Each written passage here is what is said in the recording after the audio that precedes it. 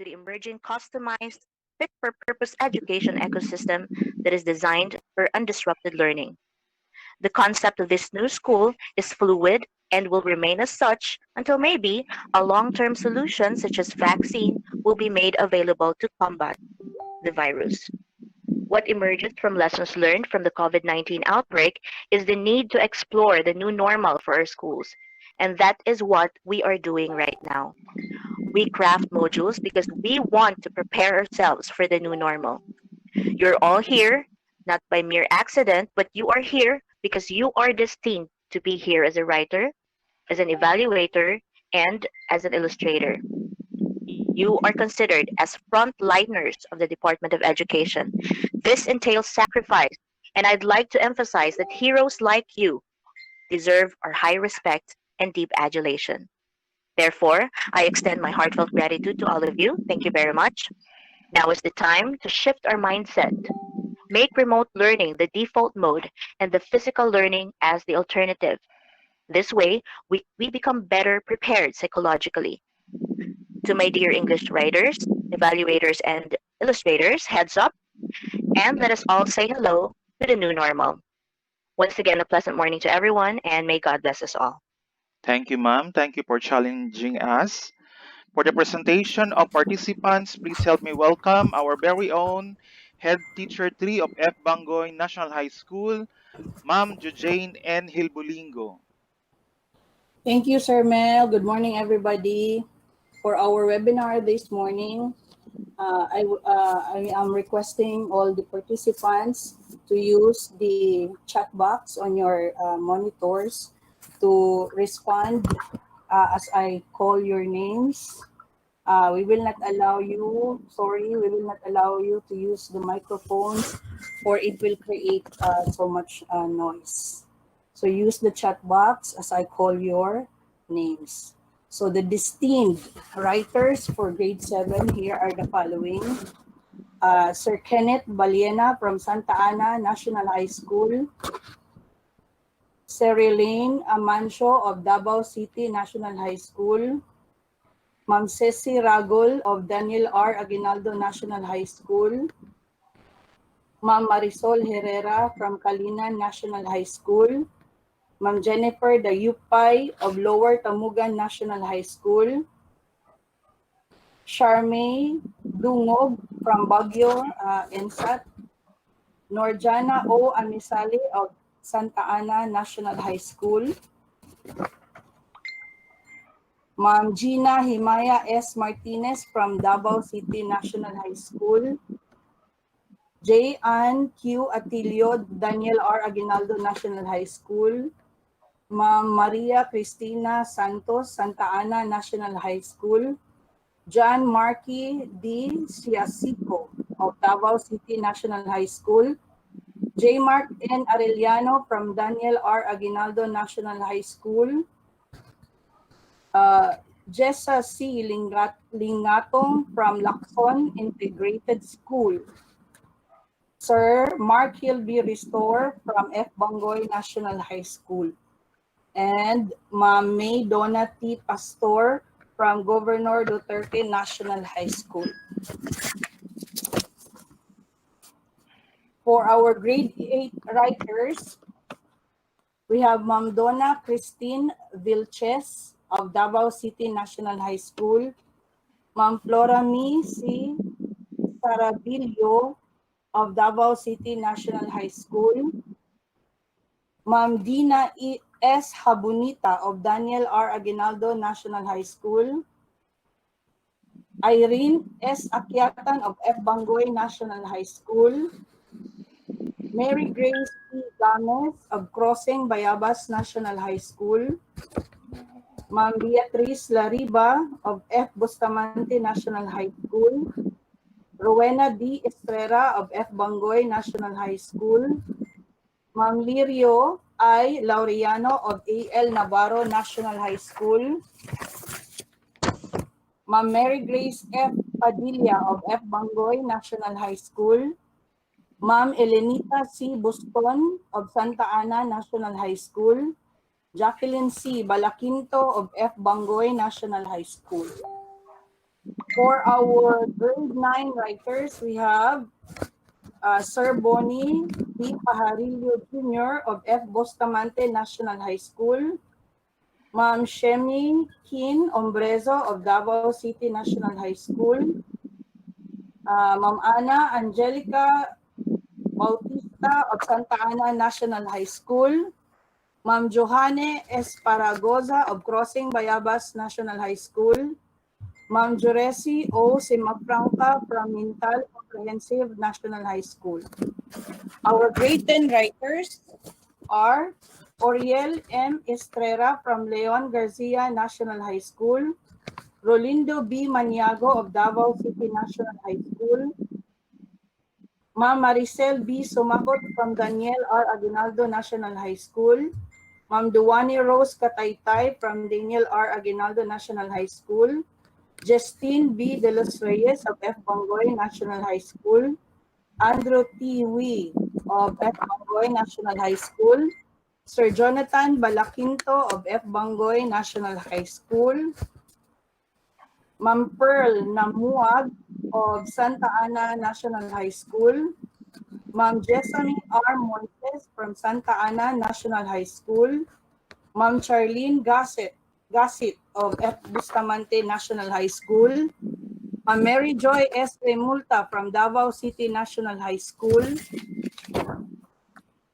and Ma'am Ann Georgette A. Bustamante of of Davao City National High School. For our evaluators, we have Ma'am Aristine P. Dayot of Daniel R. Aguinaldo National High School, Sir Hassan Hasim of Davao City National High School, our grade 8 evaluator, Ma'am Sheila C. Alimanya of Doña Carmen Denia National High School, Ma'am Maria Cecilia Calamba of Davao City National High School. For grade 9, we have Sir Ramil Cobelo of Davao City National High School and yours truly. And for grade 10, of course, we have Ma'am Evelyn Rodriguez from Calina National High School, Ma'am Judith Mosquete of Santa Ana National High School. Our So, next. Then, the title page. Yun yung title page. After the title page, we have, next, sir. The preface or the introduction. The introduction is actually composed of two parts. The introductory message for the facilitators or the teachers. And the second part here is the introductory message for the learner. Okay. So right after the preface for the learners,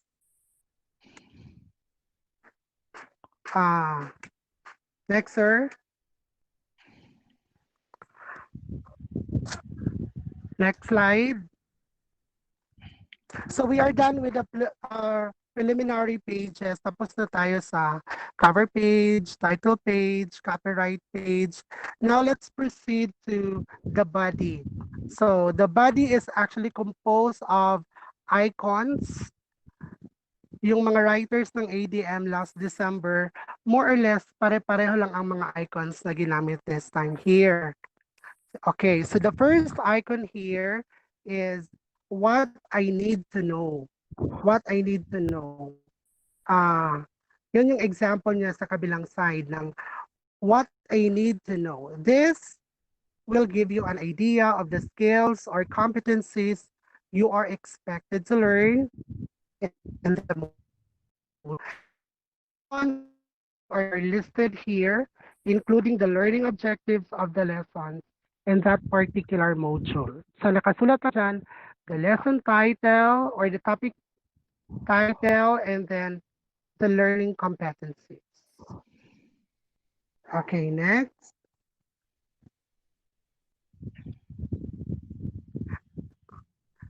Number 2, the next icon is what I know. Yun yung example niya sa what I know. This part includes activity that aims to check what you already know about the lesson to take. This is quite similar to activating prior learning. You are uh, checking through this activity regarding the prior learning or mga related learnings of our learners. Okay, next. Number 3, number 3 is what's in. What's in? So in what's in, this is a brief drill or review to help you link the current lesson with the previous one. So I will not dwell so much on explaining the content per icons because that will be explained later by our speaker on content, Sir Amir Hatim, I guess. Pero this is an example of what's in. Parang ano lang siya, brief drill or review. Okay. And then, uh, what's new? Another icon, what's new? Yung example niya ng what's new, nasa screen na. In this portion, the new lesson will be introduced to you in various ways, such as a story, a song, a poem, a problem opener, an activity, or a situation. So we can use various literary pieces here as springboard. Let's just make sure that it is original work or we cite the source correctly. So para siyang lesson uh, presentation or springboard leading to our main topic. So that's what's new.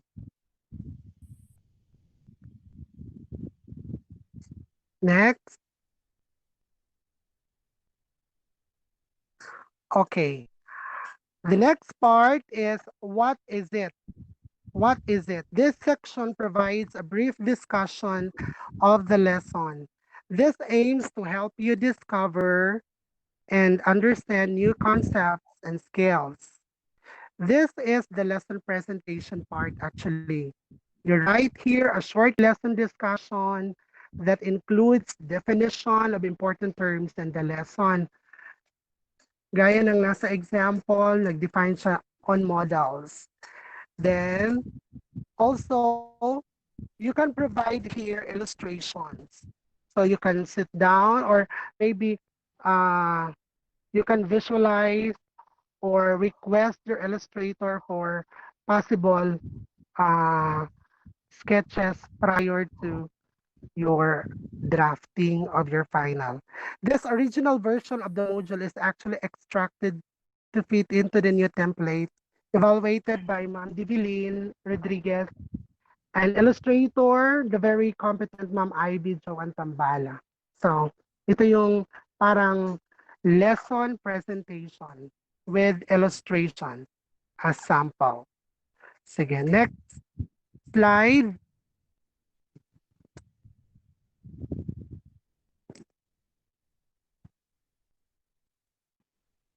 Next slide, sir.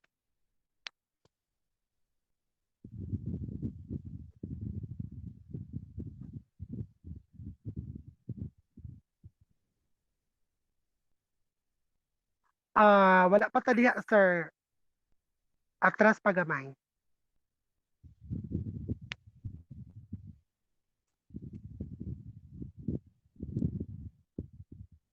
Ana, sir. Okay, ana. So that's a sample of yung lesson discussion niya with the topic and possible illustrations. So, next slide, please. Okay, next is what's more. In what's more icon, this comprises activities for independent practice to solidify your understanding and skills of the topic. You may check the answers to the exercises using the answer key at the end of the module. So this is more of application or drill. So sa sample natin, we have sentence completion and paragraph completion. That's in what's more. Okay, next slide, please. Okay, next is what I have learned. In the icon, what I have learned, this includes questions or blank sentence paragraph to be filled in to process what you learned from the lesson. So this can be a wrap up or a generalization. You can actually state your what I have learned in a tabular or columnar manner para mas para maiba naman siya. Aside from that traditional way of presenting it, you can actually use different infographics if available. So that's what I have learned. Next. Next is what I can do. In the icon, what I can do, this section provides an activity which will help you transfer your knowledge or skill into real life situations or concern. This section provides activity which help you transfer your knowledge. Uh, of course, module ito, so this is another writing activity. I do not know if you can insert more creative way aside from here kay model man ito. Baka yung ibang learning competency, you can come up with different activity na challenging pero kayang gawin ng bata without the facilitation of the teacher. Next. Okay, the next part of the body is the assessment. This is a task which aims to evaluate your level of mastery in achieving the learning competency. So the assessment or evaluation, the example presented, test one here is actually sentence completion. Then sa test 2 niya, it is still sentence completion, but they have to identify the functionality now of the model. So mas higher ang level niya. Okay, next. So this is the second part of the assessment. The students will identify the model and of course the function. Then right after assessment, we have additional activities. Additional activities. Sir. This portion, okay, sige. We still have additional activities right after assessment. Baka hindi lang nasali, no? So right after assessment, we still have additional activity or activities. So in this portion, another activity will be given to you or to your learners to enrich your knowledge or the knowledge of the learners of the lesson learned. This also tends retention of learned concept. So, ang last part ng body right after assessment is additional activity. Then, next slide, please. Then the third part, we're done with the preliminary pages, then the body, and the third part is the source. This is composed of the answer key and the references. So, answer key and the references. So, thank you very much. Thank you, sir. Okay. Okay, thank you, sir. Thank you, sir Bonnie. For the general elements and for the general elements and technical specification of the Alternative delivery mode, please help me welcome Dr. Aubrey Torrentera. Hello, good morning. Good morning, Sir Mel. Good morning, Dr. Ann. Good morning, everyone. Sir Mel, Hello, ma'am. Good morning. itry na ko present using ka ng PowerPoint, sir, kung okay na siya. Oh, yes, ma'am. Oh.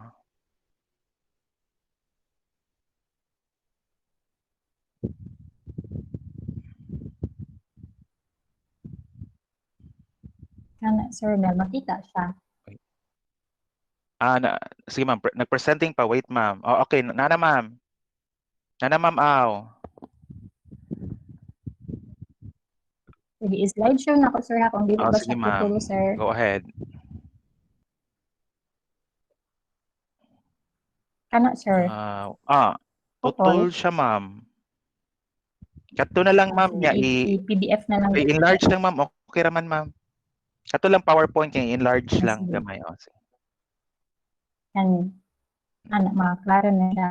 Sige pa, ma'am. Okay. Okay na siya, ma'am. Okay, ma'am. Okay na ni sir? Okay. So again, once again, good morning.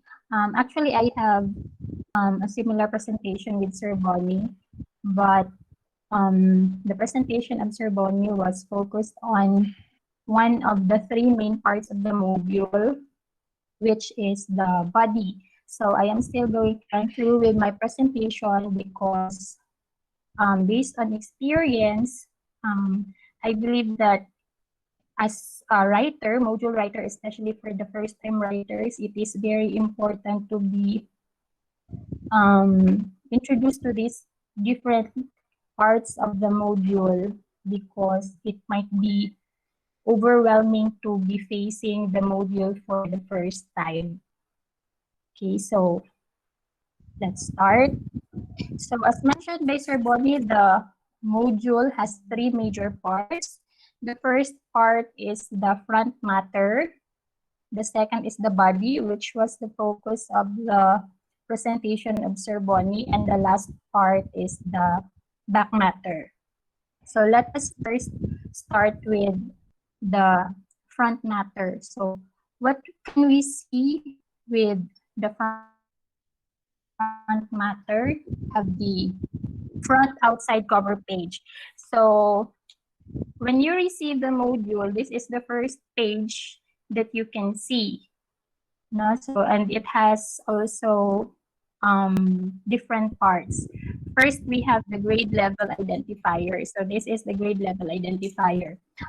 We have to pay attention to this because the module that might be given to us may not be the correct grade level. So we have to take note of the grade level that we are assigned in, and we have to edit. So as you can see, this module is intended for grade 3. That is why we can see in the grade level identifier that it's number 3. So if we are assigned, for example, in grade 7, so we have to change that into 7. And the module that might be given to you may not also be in this box, may not also be in color light blue. So just like what was given to me, it's in color red. So in English, we are assigned with color light blue. So we have to edit this box. We have to change the fill of this box into light blue because that is the assigned color for English. Next is we have also the DepEd identifier in the form of the DepEd logo. We do not have to change that. Next is the resource title. So apart from the grade level identifier, this is also one part that we have to edit. Hindi lahat ng module, ang sample template that might be given to us may not be in English, no, science, or in math. So we have to change the learning area.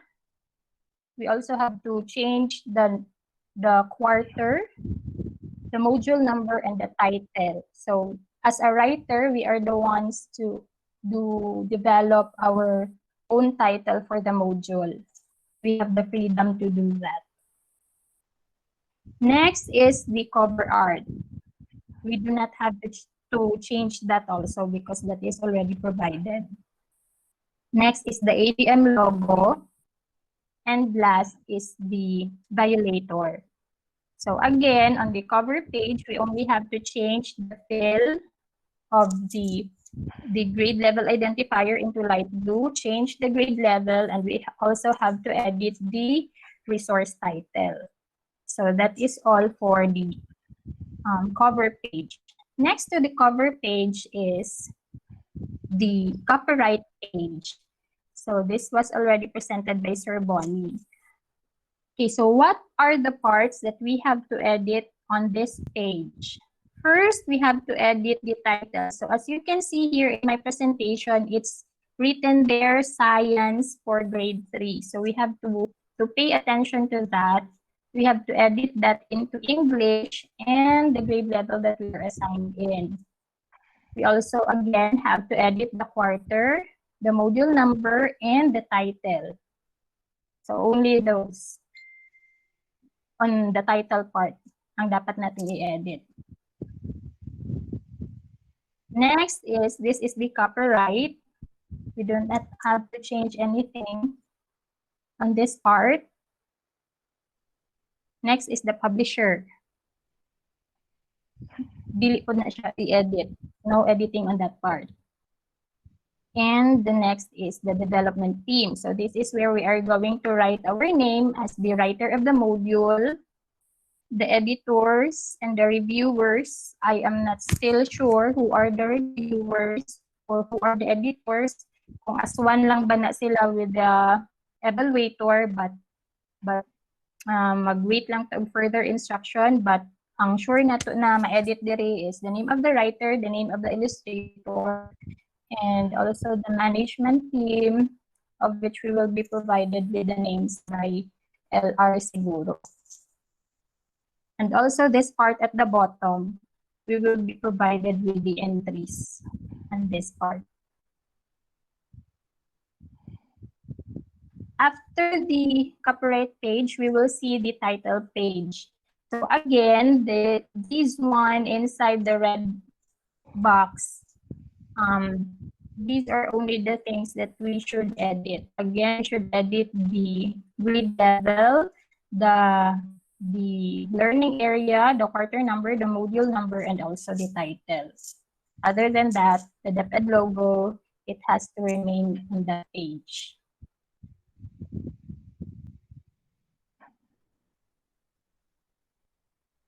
Okay, after the title page is the introductory message page. So as mentioned by Sir Bonnie, the message is intended for both the facilitator and the learner. So this is the message for the facilitators. It gives instruction to the facilitator. So who is the facilitator with this type of delivery of learning? It can be the teacher, it can be the parents, or any adult. No? So this part gives us the instruction on how to use the material. So what are we supposed to edit on this part? Ilang nakabox sa red. So we have to change the subject with the grade level and also the lesson title. Other than that, leave them as they are.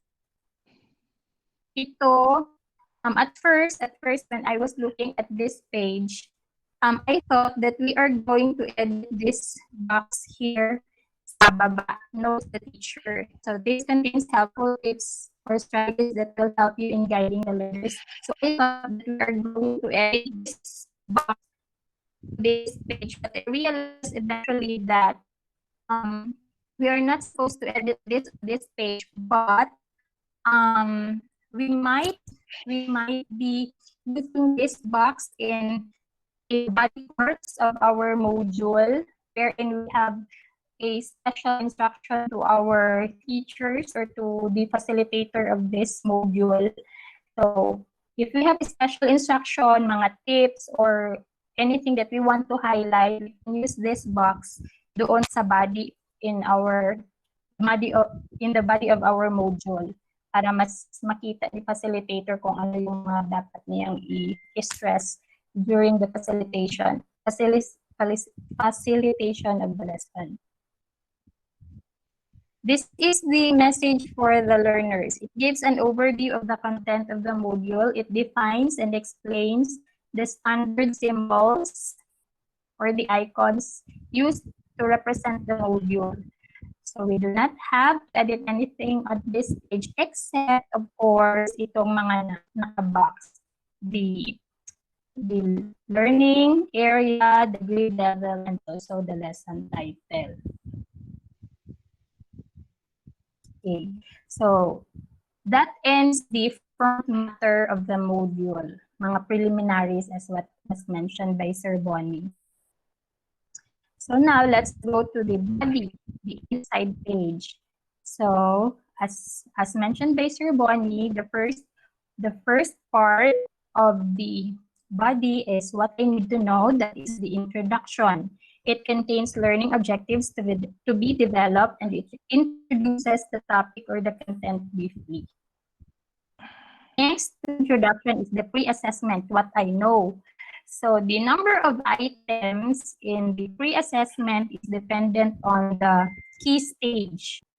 So since you will be developing modules for the junior high school, the pre-assessment should have 15 items, multiple choice. Okay, since grade 7 to 10 is already in key stage 3, so 15 items na po, as well as in key stage 4, that includes grades 11 to 12.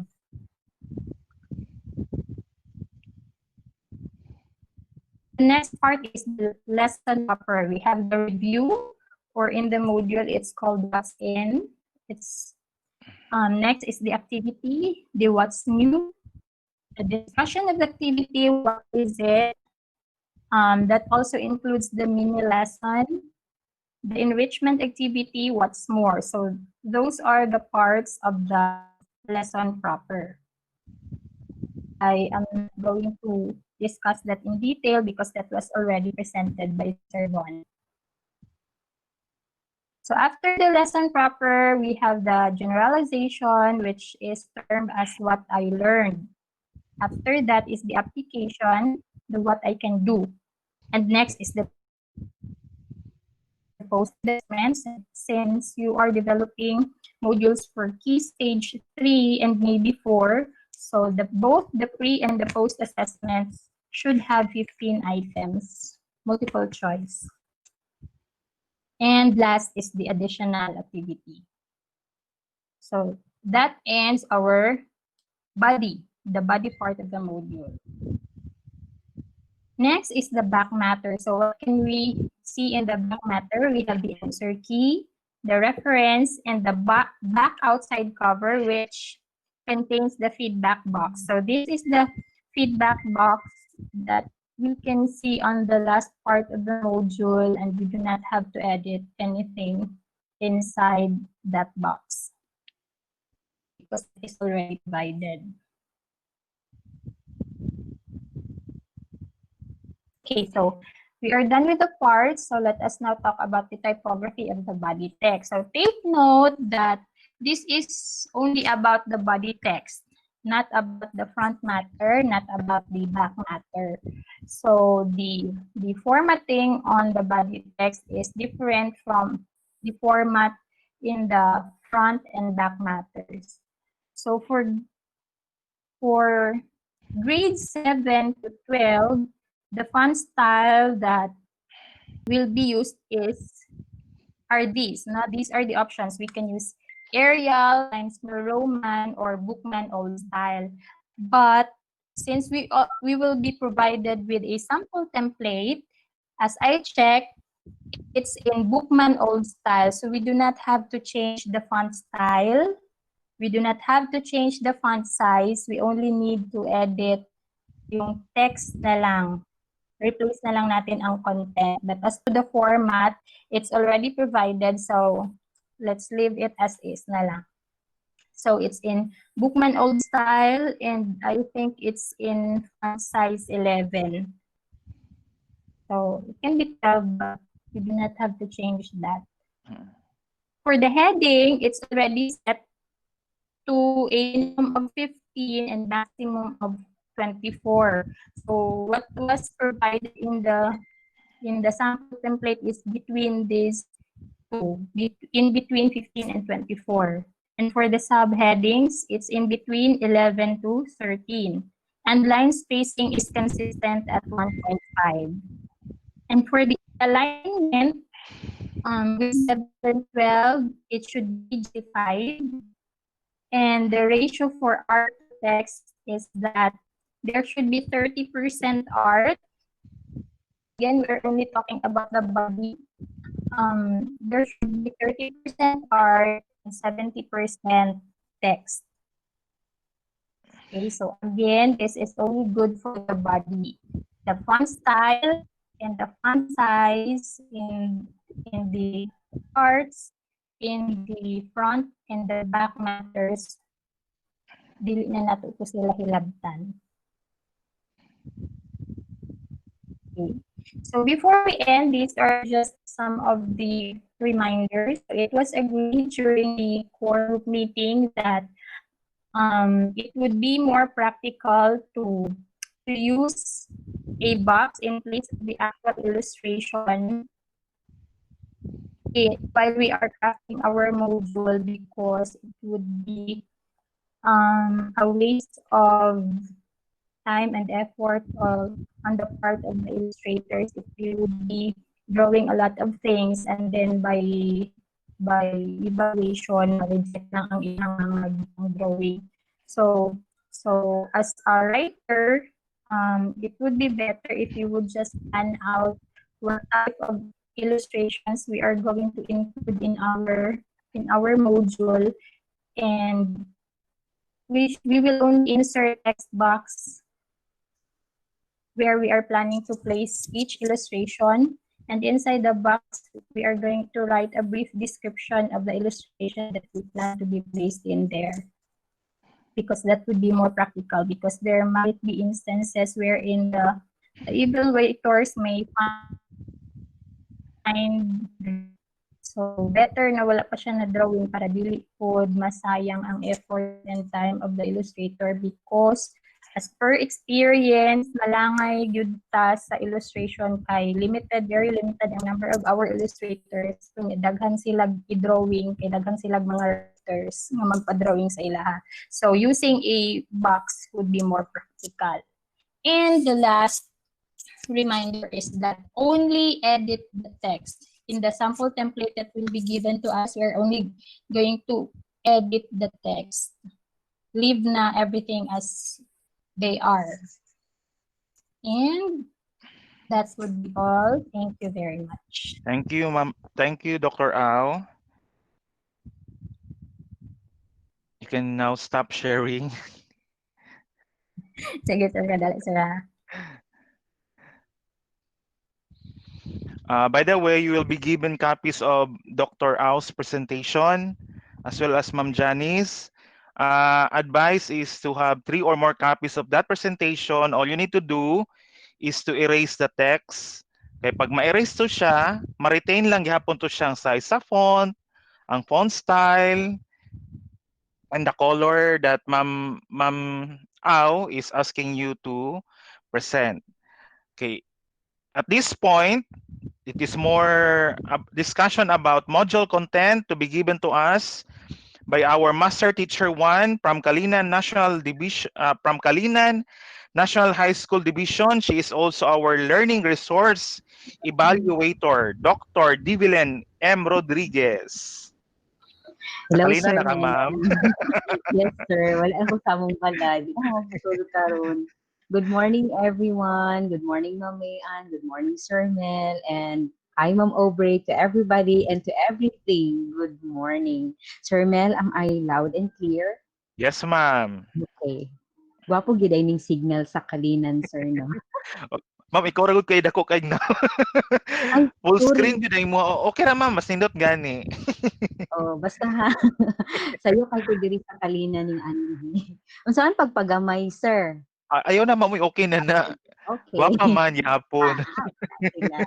Okay. So this morning, I will be presenting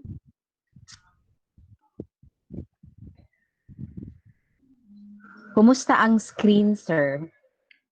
Klaro ma'am. Is it i clear or padak-an pa nako? ikuha na lang siya siguro siya ma'am Like kung that one. okay ma'am. Okay ne, mas okay ne? Oo. Dili Ah, nimo siya makuan ma'am slideshow? Sige, I will try to slideshow Oo. it. This one is Ah, or ah. is already slideshow. Yes ma'am, okay na ma'am. Okay, sige. So once again, good morning. So uh,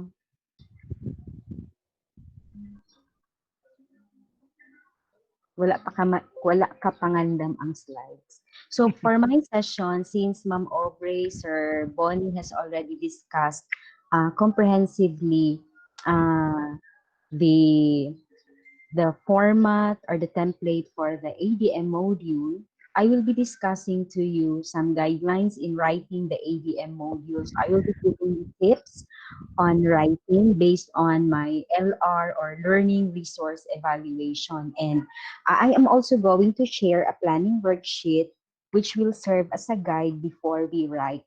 Because according to Benjamin Franklin, not planning uh, failing to plan is planning to fail. So therefore, we are going to plan before we write our module. So to start with, we will have a very short review of what is an ADM or alternative delivery mode module. So actually, this is a Republic Act 10618, which tells that the school should be able to provide quality education to students who have constraints in going to school. So who are the target learners for the ADM? They could be the late enrollees, working students, overage learners, marginalized learners, meaning they are poor and their school is, their distance is, their Hello ma'am residence. Debs. Yes, sir. Ma'am, naga-blink good siya ma'am. Ibalik na lang siguro atong kuan ma'am, ana na lang ma'am, ana lang slideshow ma'am. Okay, sige, sir. Oo.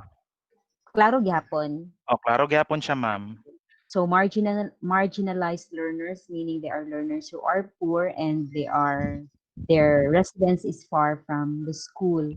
So transient family, yung palagi lang naglilipat ng mga families, especially students who are children of soldiers maybe, learners who are in conflict with the law or the CICL, learners with poor medical condition. I remember with Ma'am Aubrey and Ma'am Janice, we wrote ADM modules for children at yung mga cancer patients gani, House of Hope, victims of natural calamities and armed conflict, learners involved in curricular and co-curricular activities. Also, dapat if students are away from school because of co-curricular activities, they should be given ADM modules. Learners who need to take care of their siblings and do other household chores, dapat hindi pwedeng mag-drop ang mga bata just because they take care of their siblings. They have to take ADM. Learners in difficult circumstances, like when they are pregnant, when they have problems with their families. So they don't need to stop going to school but take ADM modules. Learners who are affected by class suspensions due to natural hazards such as the COVID-19 and national and local celebrations. So if you might be asking why we have to make ADM modules, because it is provided for by the law that learners who are affected by class suspensions, just like this, wherein face-to-face is not possible due to the COVID pandemic, then ADM module should be available. ADM existed long time ago with the project in MISOSA, E-Impact, EASE, and ADM. With the project EASE, ADM yun, kaya lang dapat nang mapalitan because the curriculum there was still the old curriculum. So that is why we are making ADM modules aligned with the K-12 curriculum. You might be asking, bakit ADM ang ipapasulat? So these are the benefits of the ADM modules. And again, ADM modules have been tried and tested. Number one, learners can get immediate feedback. Mamaya ipapakita natin, or yung mga tanong like, bakit merong answer key? Because in an ADM module, learners can get immediate feedback. It is a module that encourages mastery of learning. Bakit mastery of learning? Because students can always go back to the module. Kasi pag nasa classroom yan, pag mahina yung auditory skill ng bata, malilipasan talaga siya. But if there is an ADM module, pwede niyang balik-balikan yung module. Learners can acquire a better self-study or learning skills. Pag ang bata talaga diligent sa kanyang school, with or without the teacher, kung merong module, magsa-study talaga yan siya. Kahit nga ang bata pumapasok sa school with the teacher, hindi nga nagsa-study. But there are really students who really love schooling, and even without the teacher, they will still study the module. And with the use of the ADM module, learners are trained to be independent and responsible of their own learning. So, depende talaga yan sa bata. Mabuti na lang yun kaysa walang ginagawa ang bata for the whole 9 months kasi walang pasok. Learners are given opportunity to reflect on information and their own learning experience. And then learners can study at their preferred time. So walang malilate, walang magka-cut classes dito. And if students are really very diligent, they can use their preferred time. They can still work at home. And a module being a self-contained learning resource provides a comprehensive coverage of a given topic. And because this is an ADM module, we can plan it, we can really make a good plan on how to make the topic more easy and more comprehensive. Unlike pag nasa sa actual classroom tayo. So those are the benefits of the ADM module. And since that is a module that should provide quality learning, there is a quality assurance on content, language, design, and layout, which will be discussed later by our speakers. So these are the specifications or some tips on how to write the ADM module. LR is easy, or the learning resource is easy to understand. Let us try to put ourselves on the shoes of our learners. The language should be easy to understand. Do not use words that will let the children look at the dictionary for its meaning. So it should be easy to understand. Aligned to the learning competencies, of course, and now we are using the MELCs. Lessons are arranged from simple to complex. Alam natin kung paano gagawin yan. So we start with a simple activity down to a more complicated activity. Visuals and graphic organizers are used to facilitate better understanding of the lesson. Graphic organizers are very powerful tools. It should be, as the size and the letters and sentences should be appropriate to the target learner. So sabi ni Ma'am Aubrey kanina, ang font size magde-depend yan kung ano ang key stage na sinusulatan natin. And to be safe, let us not change the font size of the module for consistency and uniformity. Next is, it should be conversational. So later, I am going to show you a sample of a module that is conversational. Pictures, illustrations, and articles are original or with author's permission. So there are free sources of illustrations from our LRMDS portal. So we can use them. So aside from that, we also have our in-house illustrators, as mentioned by Ma'am Jojane earlier, who are going to make our illustrations. And if we are going to lift it from other sources, author's permission is should be sought. The LR module should have a variety of engaging and motivating activities. So there should be different activities, or else, or strategies, or else students will find it boring and less interesting. Now, on social content, so it should be free from ideological, cultural, religious, racial, and gender biases and prejudices. So, meron palang ganito. So, for example, um, we have evaluated a module at the regional level na merong pigs. So, and then, of course, in the Muslim culture, pigs are taboo. So, as much as possible, in respect of their culture, we are not going to include them. Um, and other animals also are things that are taboo to a particular culture. I have also we have also edited a module wherein the title of the module is opposite meaning, and then the cover is there are two children. One is has a good grooming, and the other one has tattered clothes. So what is it trying to imply? Is it trying to imply uh, kaning discrimination between the rich and the poor? So, and what is the purpose of doing it? So, dapat hindi ganon.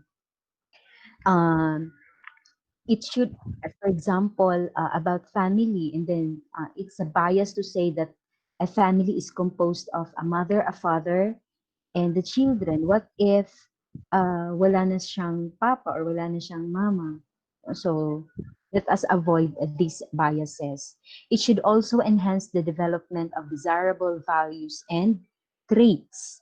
Um, for example, in a module that we have evaluated, merong story doon na yung hunter at the end of the story, pinatay niya yung bird. And again, that violates social content. So, ang ginawa namin doon sa module, since it is originally written by an author, so ang ginawa na lang niya, ang the bird was set free at the end of the story to make it uh, to adhere to social content. Meron din doong story ng Santa Cruzan na merong bata doon na she wished na madapa yung Reyna Elena. So it's not good to teach to show our students that about this not good value, so dapat papalitan. So we have to be very choosy in choosing our selections in such a way that it is going to promote desirable values. We should also avoid mentioning commercial brands. So, ang sabi na lang dito, pwede tayong magawa-gawa ng ating mga brands or corporate logos. Present public servants as responsible, no? So, doon sa stories natin, ipoproject natin no, ang mga pulis, mga kurakot or ganon. Because if children are going to read this, parang sa kanila magiging okay yon. So we have to project that public servants are this so that it will give them a good image. And if they want to become one in the future, they will also be responsible. Avoid bias, prejudice, and stereotyping of various genders. Meron kaming na-evaluate na learning resource. The story is about gaano ka-diligent yung bata in achieving his future. Like, he lost his parents, and then doon siya sa kanyang tita. Tapos doon sa story kasi, ang tita malupit. Para bang gina-stereotype natin that if ilo na yung bata, pwede na siyang pagsamantalahan mga mga adults in the family. So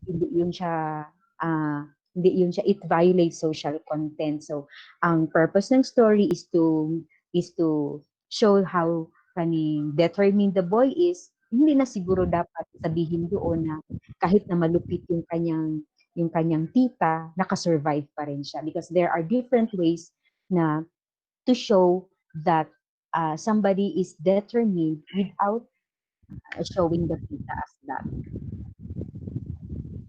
Another is it should promote proper nutrition and avoid featuring junk food or enjoyment. Kunyari, gagawa ka ng module, tapos doon sa picture mo is isasagawin mo lang na nag-take ng snacks yung mga bata and then yung kinain nila junk food.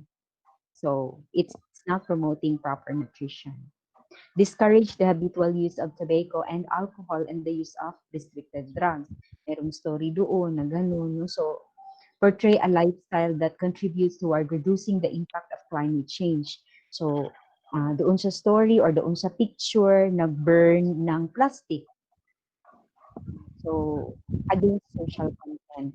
So, marami pa. So, for this, I will not be discussing everything for social content, but I will be giving you 71 pages ADM standards for you to go over social content so that you will be able to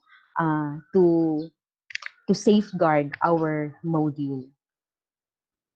So this time, our next question is, how am I going to write?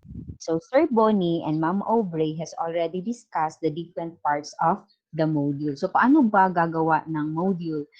Writers are very creative. They have their own styles and of writing. So, and again, planning is very important because if you fail to plan, you are planning to fail. So for that, I have here a planning worksheet on how to write the ADM module. So if you are going to look at this, there are 1, 2, 3, 4 columns of the module. So stage 1 or the element of the module. Column 2, the activity. Column 3 is the procedure, description, and strategy. And column 4 is the illustration. Kasi sabi ni Ma'am Opry kanina, hindi muna tayo magpapadraw unless nakita na ni evaluator that illustration is needed. Kasi pag hindi needed, murag bulak-bulak lang siya, dili na lang ta magpa-drawing. Kay para dili pud mahago ang ato ang illustrators because they are still going to do illustrations for other writers. So, mao ni siya ang mga parts sa ato ang planning worksheet. And then, we do this before we write the module. If we fail to plan, then our module will be a catastrophe, especially for first-time writers. And even I, isang kapila na dyan ko nagsulat, no, dili dyan ko mo start og sulat kung wala ko'y planning worksheet. Because I want to make sure that my time will not be wasted keeping and changing the activities all over again. Okay, so those are the different elements, so you know that already. I have here a sample planning worksheet. This is an accomplished one. Okay, wait, I am going to show the word copy for this. Okay, wait.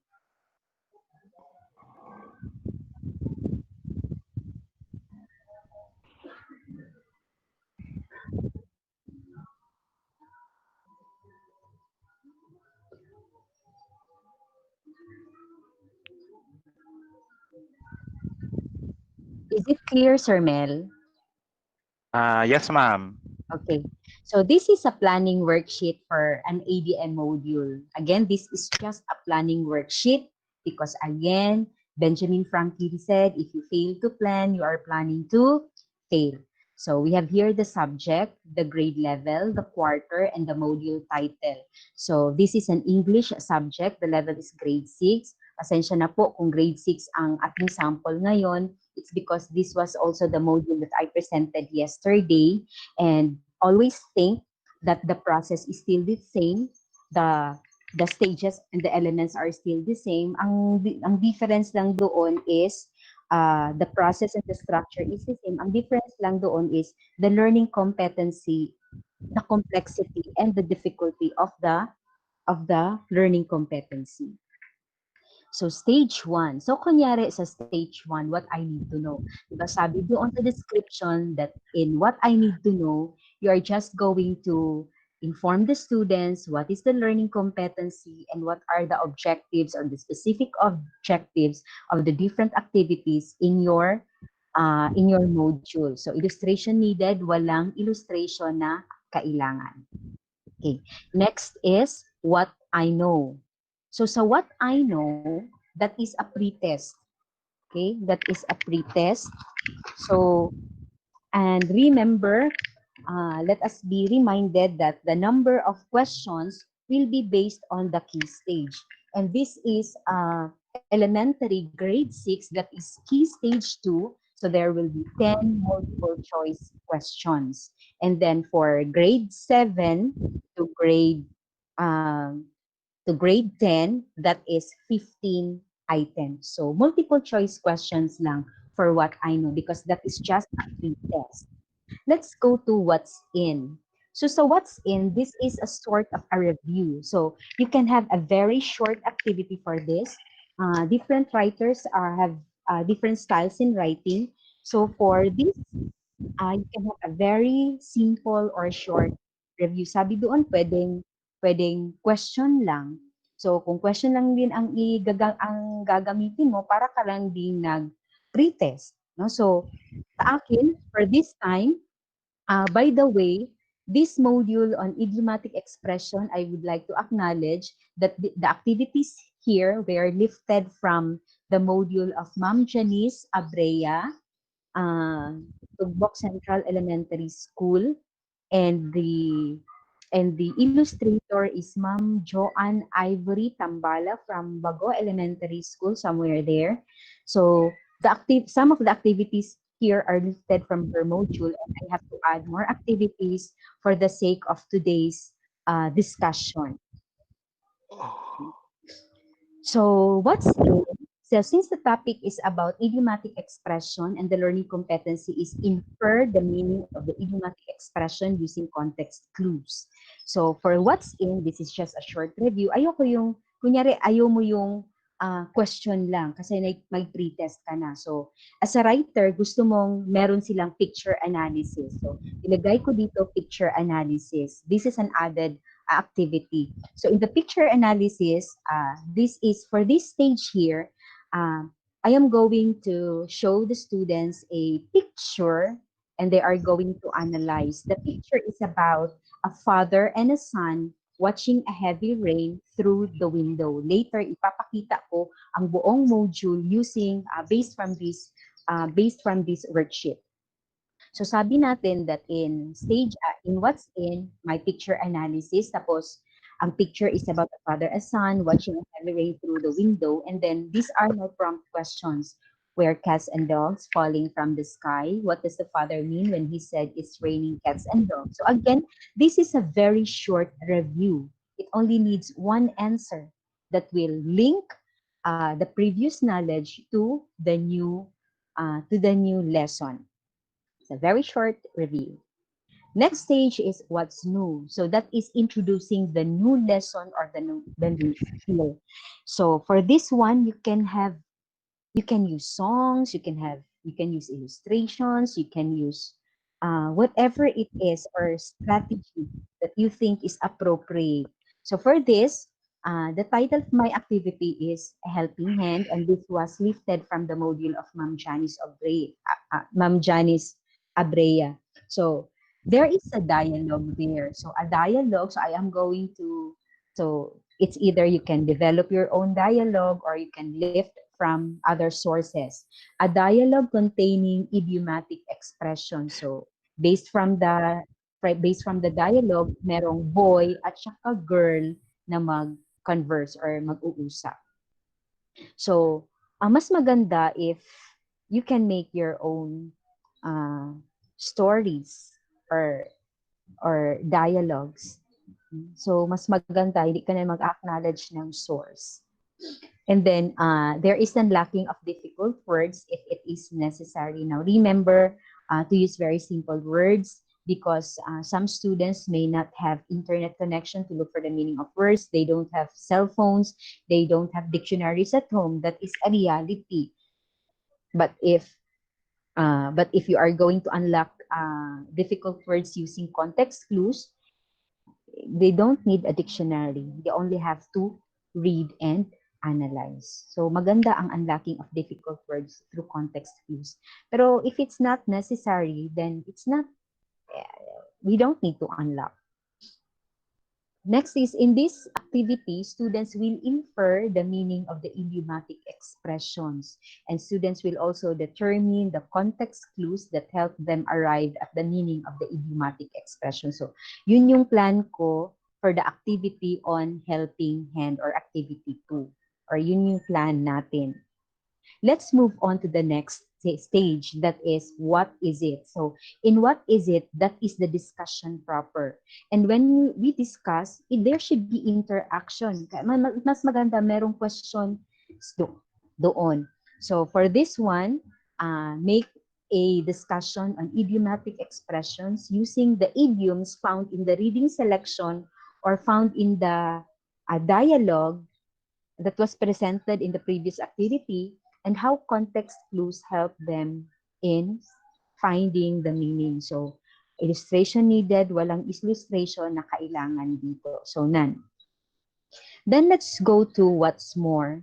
So what's more, that is the deepening of the topic or the skill. So, we have to provide activities that will allow students to solidify their learning. So that is why for this stage here, we have 2 activities. You can have 3 or more activities.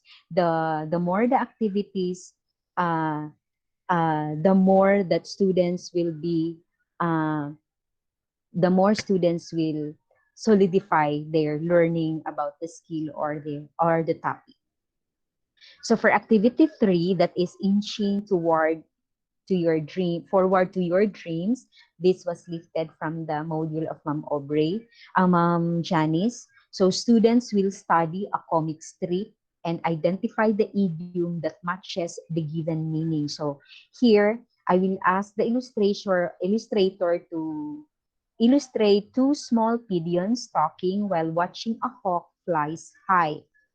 Then activity 4, inferring the meaning, where students will put a check mark on the circle that corresponds to the correct meaning of the highlighted idiom. So, gagawa ako dito ng graphic organizer kasi meron na akong comic strip. So, ang illustration, no need to illustrate, just a graphic organizer.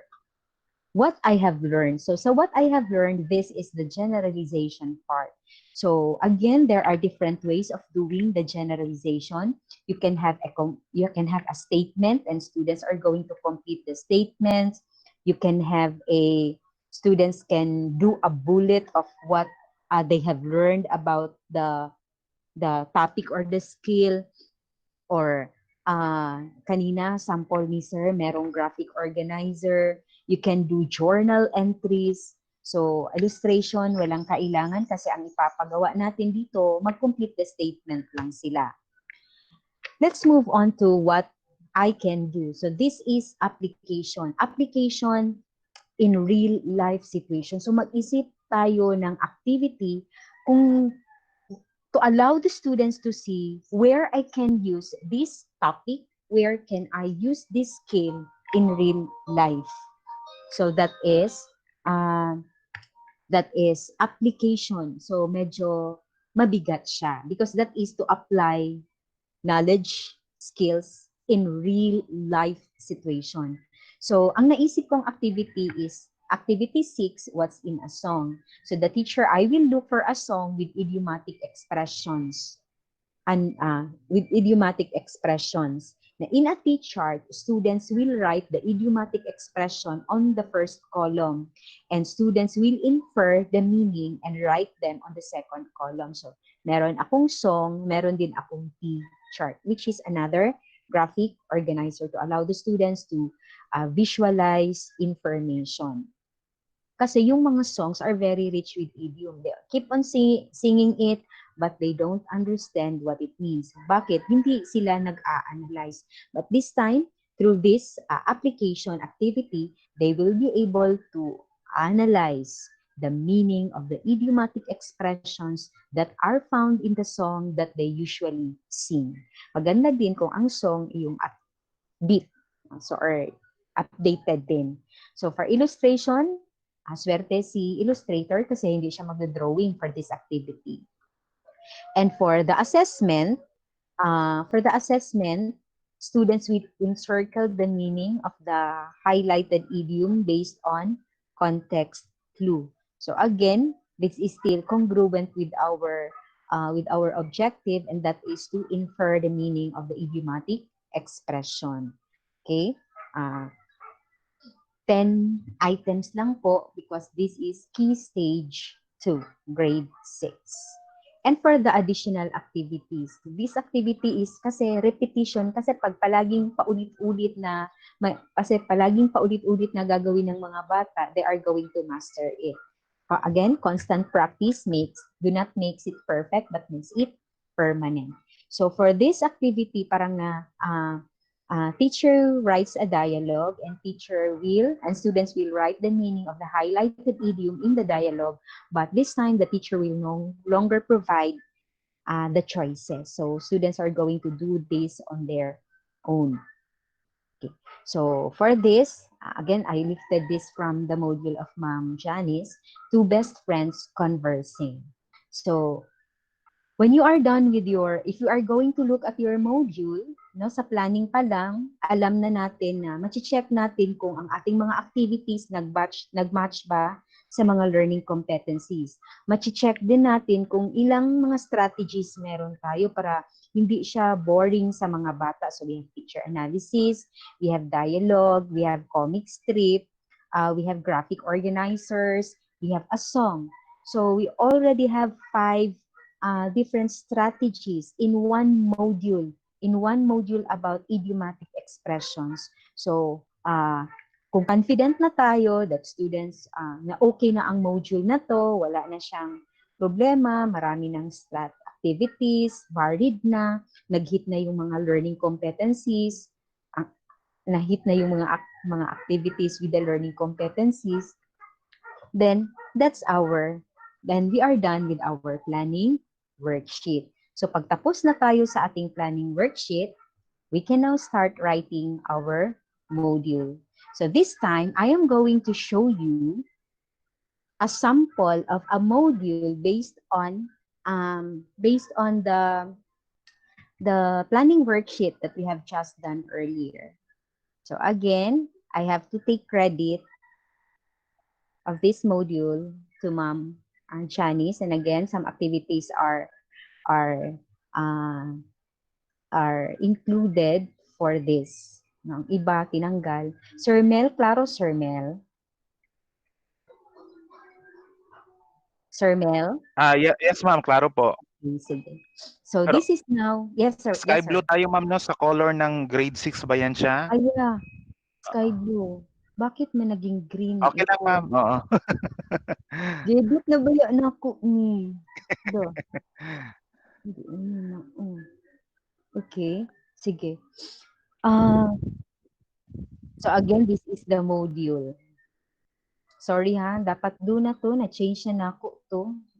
Kasi hindi ni mao akong na-open, paita ba. So what I need to know, this, again, we have said earlier, I mentioned lang na to ang learning competencies and the different specific objectives. Identify the idiomatic expression, determine the context. Napansin niyo itong tatlong ito, yun yung nakita natin kanina doon sa template. Okay. What I know, this is a pre-test. So again, multiple choice of 10 items kasi key stage 2. Pero sa atin, sa high school, it should be 15. Key stage 3, dapat 15 ito. And we start with lesson 1. This is the introduction. Every day in our lives, we use idiom. Being able to determine or decipher its meaning is very important for effective communication. So, kulang pa ang introduction. So, we have to add more for our introduction. And for what's in, that is a review. So this is what I have said earlier. What do you mean? Look closely at the picture. What does the father mean when he said it's raining cats and dogs? Does he mean that cats and dogs are falling from the sky? Of course not. The father said something which has a different meaning. Can you still remember how these words or expressions are called? So again, this is very conversational. This is what we mean by a conversational tone. As if tayo talaga yung nakipag-usap doon sa bata. Then, what's new? So, this is now our activity proper. So, the title is A Helping Hand, di ba? Na-mention natin kanina na meron tayong dialogue. So, kasi merong mga dapat i-unlock na mga difficult words, meron munang unlocking of difficult words. Okay? Maganda kung context clue. Again. So, did you find everything right? You may check the key to correction for that. Right answers. Now, are you ready to read the dialogue? You may read it silently. Okay. So again, conversational. So this is now the dialogue. So there is a picture here. The boy and the girl are talking. So that's the dialogue. Did you find the idioms in the dialogue? You're right. They are the ones that are highlighted. Yeah, na siya activity niya, ipakuha niya ang context clue and their meaning. Moving on, what is it? Mauna ni siya ang discussion proper. So, if you are going to look at the discussion proper, naadiha ang definition sa idiomatic expressions. Napod siya illustration. Let us try to use illustration kung kailangan. No? Kasi kapoy baya basahon pag naka-paragraph na tanan. No? Kapoy yun jud ang bata ana. So kung naay mga illustrations, the better. Yeah. No, na siya ang iyang discussion proper. Gidiscuss lang yun siya. And then, so what's more, these are now providing more activities to solidify, enrichment activities to solidify understanding on the topic or skill. So, di ba ni Ana takaganina nga, inching forward to your dreams. So, naana diri ang pigeon, naana diri ang hawk, and they are conversing, and there are refer to the comic strip, matches, write the letter of the idiom that matches to the given meaning. Okay. And then, activity 4, infer the meaning. So, naalay graphic organizer, naay ano diri, statement, na naay idiomatic expression, and then there are choices. What I have learned, this is now our generalization part, and as I have said, ang akong ingon diri, magpa-complete lang ta, magpa-complete lang ko. And again, kamo pwede mo magpahimo og journal entries, pwede mo state in bullet what they have learned from the lessons. And then what I can do, this is now application of learning. So here is the song written by, you may sing the song if you know it. After singing, identify anak. So, real life. Kasi iba na kanta-kanta ang mga bata, pero wa kay balog unsa tong mga meaning sa idioms. And then we move on to assessment. And again, assessment, the number of items will depend on the key stage. And since this is key stage 2, so 10 items is enough. Sa atua, sa junior high school, we will have 15 items for this. Na ako'y test na. Pwede siya na i-test 1, pwede po siya na i-test 2. Pwede po siya paper pencil, pwede po siya other kinds of, pwede po siya multiple choice, pero pwede po siya other activities. Na conversation, i-fill in nila ang blank with the appropriate, depende na po na siya. And again, let us always go back to our learning competency. And for the additional activity, na ay conversation here, and then they are going to, ang conversation na ay mga figurative language, and students are going to write the meaning of the figurative language independently. And of course, they will be able to do that because they have learned how to identify the context clues to help them find the meaning. And of course, the answer key and the references. So, I think mauna siya ang whole module. Hello, Ma'am Devs. Yes, sir. Question from Ma'am Lariba po. Mm. Her question is, Ma'am, for the case of subjective type of activities, do we have to provide also the rubrics for evaluation? Yes, For sir. Yes, sir. Najud na okay. siya rubric, sir, because before students are going to do before they are going to write a poem or whatever it is, they should be guided with the rubric. Najud na siya rubric. Okay, salamat ma'am. Again, for those who Um, have questions, you can place your questions sa ating chat box po. Sir, na ako'y clarification, Ma'am Jujane, Ma'am Jujane, about atong speaking or listening. Yes, Ma'am Sige, Debs. ato na, diri na lang nako or basing unya na lang pa. Ay, sir, unya na lang siguro, sir. Ang kay Sa para kato ganing unsaon daw tong speaking kay napabaya sila, sir Amir and the rest. Maybe they Oo, are sige just ma'am. going to write their question and later we are going to revisit their questions. Okay, So yes I ma'am. hope Okay. mo to siya ang process, fellow teachers who will be writing the module, maghimo sa tao planning worksheet, and after doing our planning worksheet, ato nang himuon ang ato ang module. And for that, Okay. thank you very much. I will come back for your questions. Okay, Thank thank you you. ma'am. So, the point of Ma'am Debbie is, as a teacher, we have to play engineers also. We have to plan first before making Yes, our module. exactly. Then how are these evaluators measure our work?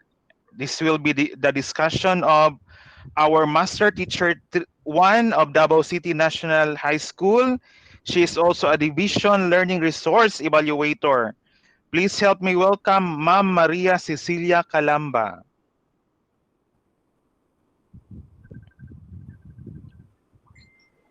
Okay, good morning. How's my audio, sir? Okay, ma'am. Loud and clear. Okay, I'm going to discuss or present the guidelines on the content evaluation of DepEd ADM modules, only the evaluation tools. Okay, for a while.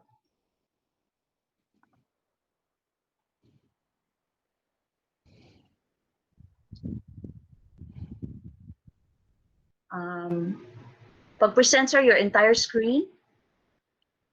Sir Mel, Yes, ma'am. Pwede, ma'am.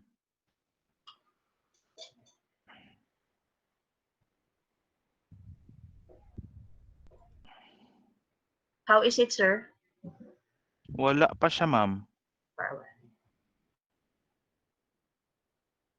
Is it done in PowerPoint, ma'am, or In Word? PowerPoint. Pwede po siya, ma'am. Window na lang po.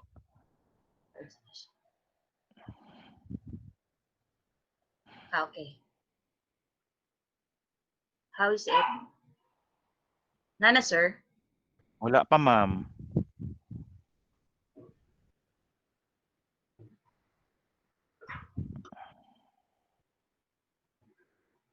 Nana, sir? Okay. Yes, ma'am. Ayan na.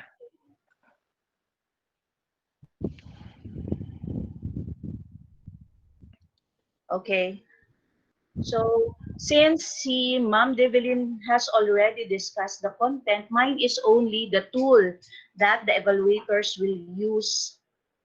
Okay, and again, good morning, fellow teachers. I'm sure you are all excited to be part of this team of module writers for secondary level of the DepEd Division of Davao. Congratulations in advance. Okay, so let's begin. Okay, this is the tool for content only. There are three tools for the layout, the content, and the language. Okay, the first, there are 6 factors. Factor 1 is intellectual property rights compliance. Before planning on what text or photo to use in your module, make sure you consider copyright violation. We all know that when we say copyright, it is a type of intellectual property protection. Although it is safe to borrow a photo or a text for educational and non-profit purposes, still we need to acknowledge the source. So the evaluators of your module will check on the following. Number one, the learning resource has no copyright violations. If you are going to use copyrighted text or copyrighted materials such as perhaps a song, a video, they should be accurately cited. And the references,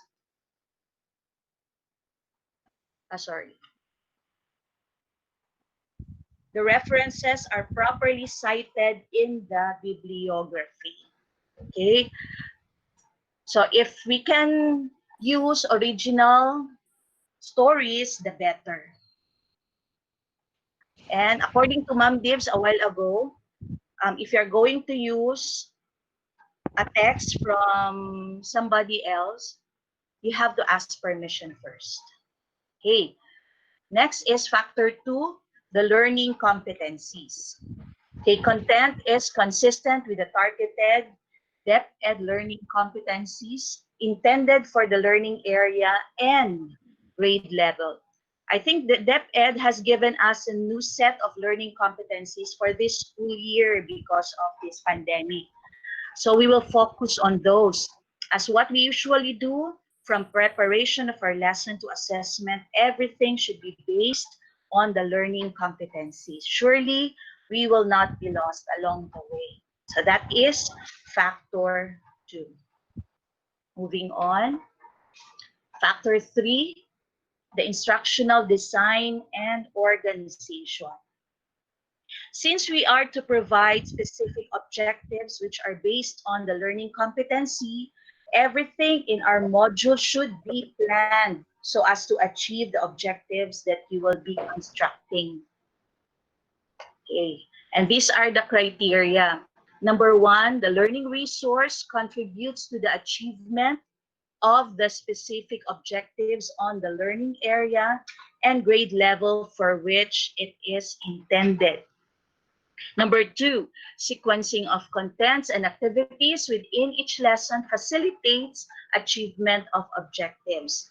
And number 3, content is suitable to the target learners' level of development needs and experience. I guess Ma'am Dibs has already explained about this.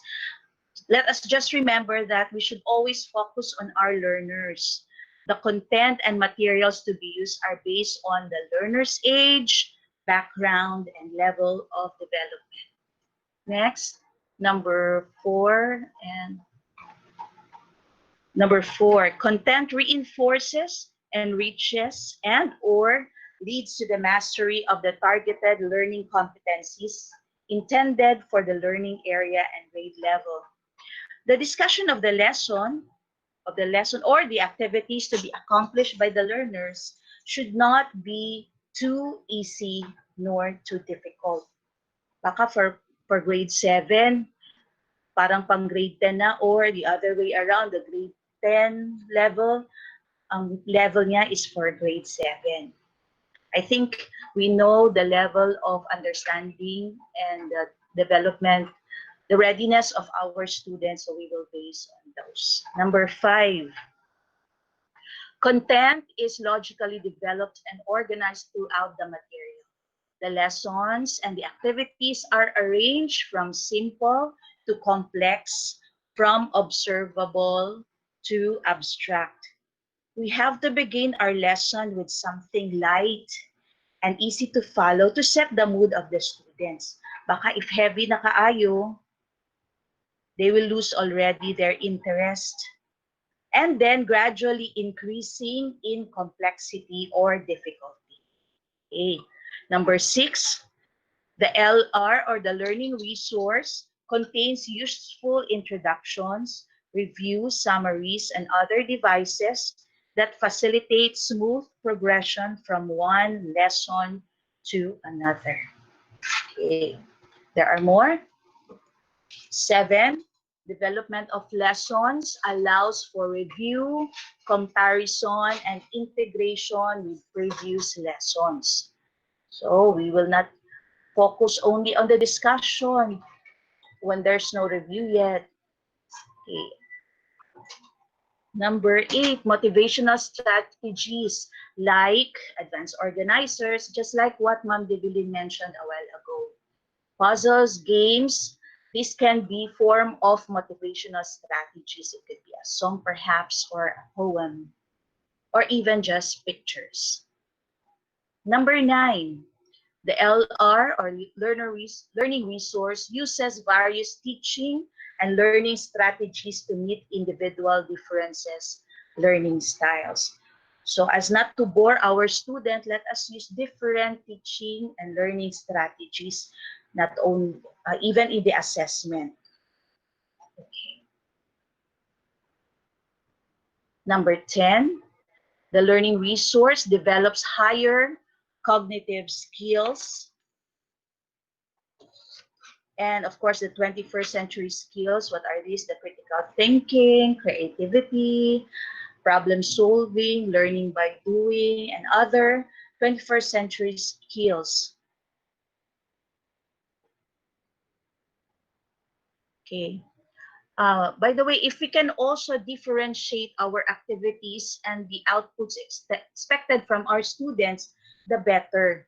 If we can consider the different abilities of our students, especially in the outputs that they are going to produce.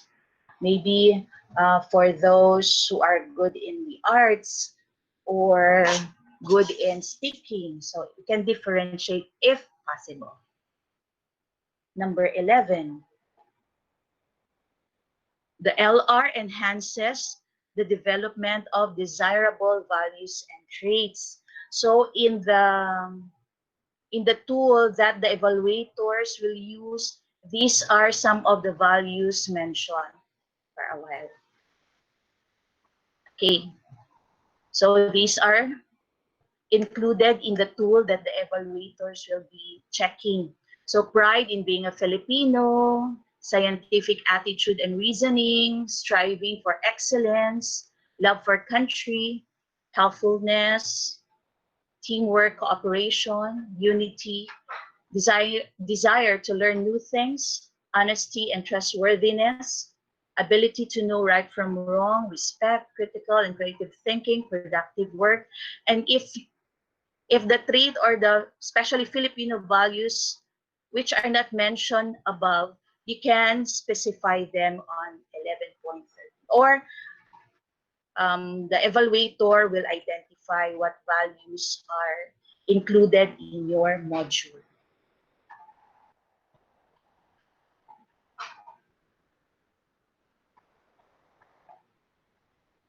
So let's proceed to factor number 4, instructional quality.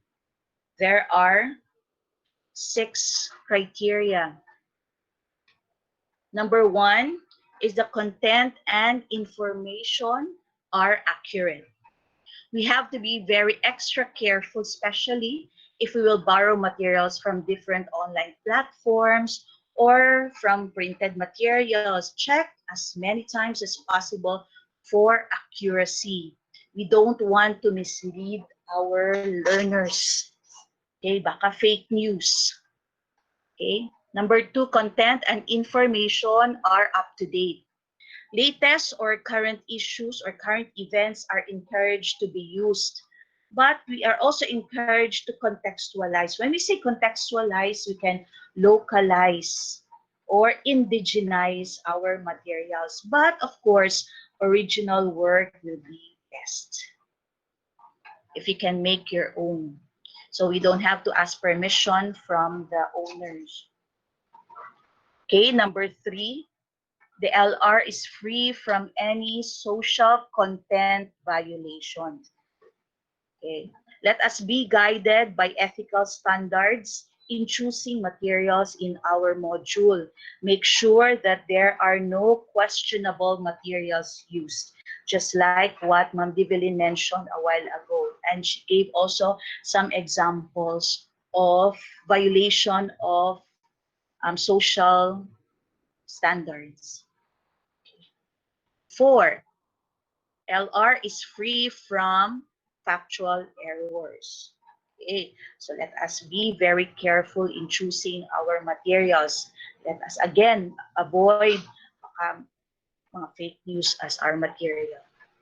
5, LR is free from computational errors. If there are mathematical computation or maybe graphs, statistics that we are going to incorporate in our modules, make sure that we will ask those who are good in this field if we doubt ourselves. Especially that most of us English teachers are not so good in mathematics. So we may ask a mathematics teacher if we are not sure of our mathematical computation, or we can do further research for verification. Okay. Number 6, LR is free from grammatical errors. So we teachers, even if we are English teachers, we are not perfect. So there is a possibility to commit errors in spelling or in grammar. Remember that it is considered a mortal sin for English teachers to commit grammatical errors. So we can use the spelling and grammar check in Microsoft Word, or there are other online grammar checker rather that we can avail of. Okay? So these are the criteria for factor 4 instructional quality. Next is factor 5, the assessment. Okay. Criteria number 1, the LR provides a useful measure or useful measures and information that help the teacher evaluate learners' progress in mastering the target competencies. In planning this part of your module, always be reminded, or let us always remind ourselves, that this teaching learning process that we are doing using this module is very different from a normal classroom environment. Therefore, let us put our feet on the shoes of our students and remember this criteria, like number 1. Number 2, assessments are aligned with a specific objective and content. Let us always go back to our learning competency and the objectives that we have constructed. Number 3, the LR provides self-checks, ready-made achievement tests, and or review activities. So if there are activities, there should be a page there for the answer key. Not necessarily after the activity, the answer key or the key answers will be there. It may be in a different page or 2 pages, maybe apart. Okay. Number 4, the LR provides variety of assessment types. Although in the example of Ma'am Divs, she gave multiple choice type of test, but she also mentioned that you can use other variety of assessment type. Okay. Para di naman pabalik-balik ang multiple choice. Number 5, assessments have clear demonstration or examples, instructions, and or rubrics to serve as guide on how these will be used. So the instruction should be very clear, like what was mentioned, it should be conversational. It's like you are talking to the students face to face on what they should do. And they should not be confused on how to do the activity because the instruction is simple and easy to follow. And a while ago, there was a question if they have to provide the rubrics. Yes, the evaluators will be checking on the rubrics that you have provided, especially the points that you are going to give. Right, next. Number 6, variety of activities within the LR are utilized to ensure active engagement of the learners. Okay. Make sure that the students will have no room for confusion and that they will be guided all the way since we will not be around when they do the activities. Okay, so again, instruction should be simple and easy to follow. Let's move on to the last factor for the evaluation tool for content. The last is readability. Number 1, vocabulary level is adapted to target users' experience and understanding. Let us always use, if not always, most oftentimes, use simple terms or otherwise unlock difficulties. It is also good, especially for higher grade levels, to give difficult words so as to improve or enhance the vocabulary bank, okay, the vocabulary of our students. So they will also be learning new words. But make sure that we will provide meaning to these difficult words. Number 2, length of sentences is suited to the comprehension level of target user. Okay, let us not be using very long paragraphs or reading texts. Number 3, sentences and paragraph structures are varied and appropriate to the target user. So let us consider first the fact that we have also slow learners.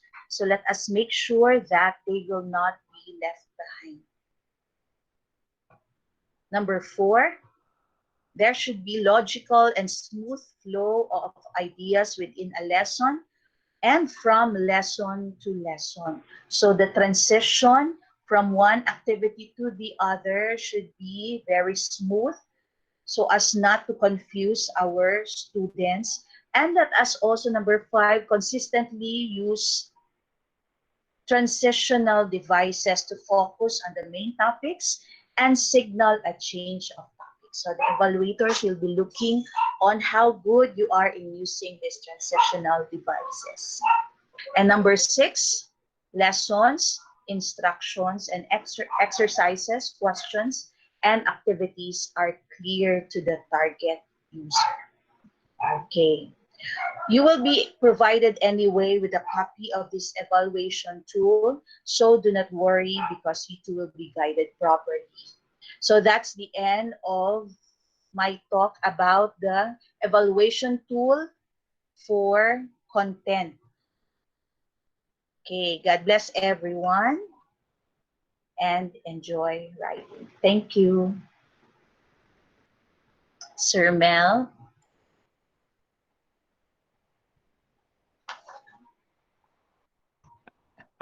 Thank you, ma'am. Okay, at this point, content will be discussed by our Actually, very own Master Teacher 1 of Davao City National High School. He is Sir also a Mel. Division Learning Resource Evaluator. Yes, ma'am, Marcel? Ako po yung content, murag Ay, na mali sa ato ang program. Ako. oo, sige, sige. Okay. Ang Thank you. layout, ma'am, si Sir Amir. Yes, sir. Sorry, I stand corrected. Layout will be discussed by our very own Master Teacher 1 of Davao City National High School. He is also a Division Learning Resource Evaluator. Please help me welcome Sir Amir Kasan C. Hasim. Hello, Sir Amir. Hello, good morning to all. Okay. Ready na to Okay. ang PowerPoint, Sir Mel. Ikaw mag... Yes, sir. Sige, sir. Okay, wait. Okay, to Ma'am May Ann Humuad, our education program supervisor in English. To the core group of this event, my co-evaluators as well as speakers, and of course to our competent pool of writers in the division of Davao City, good morning.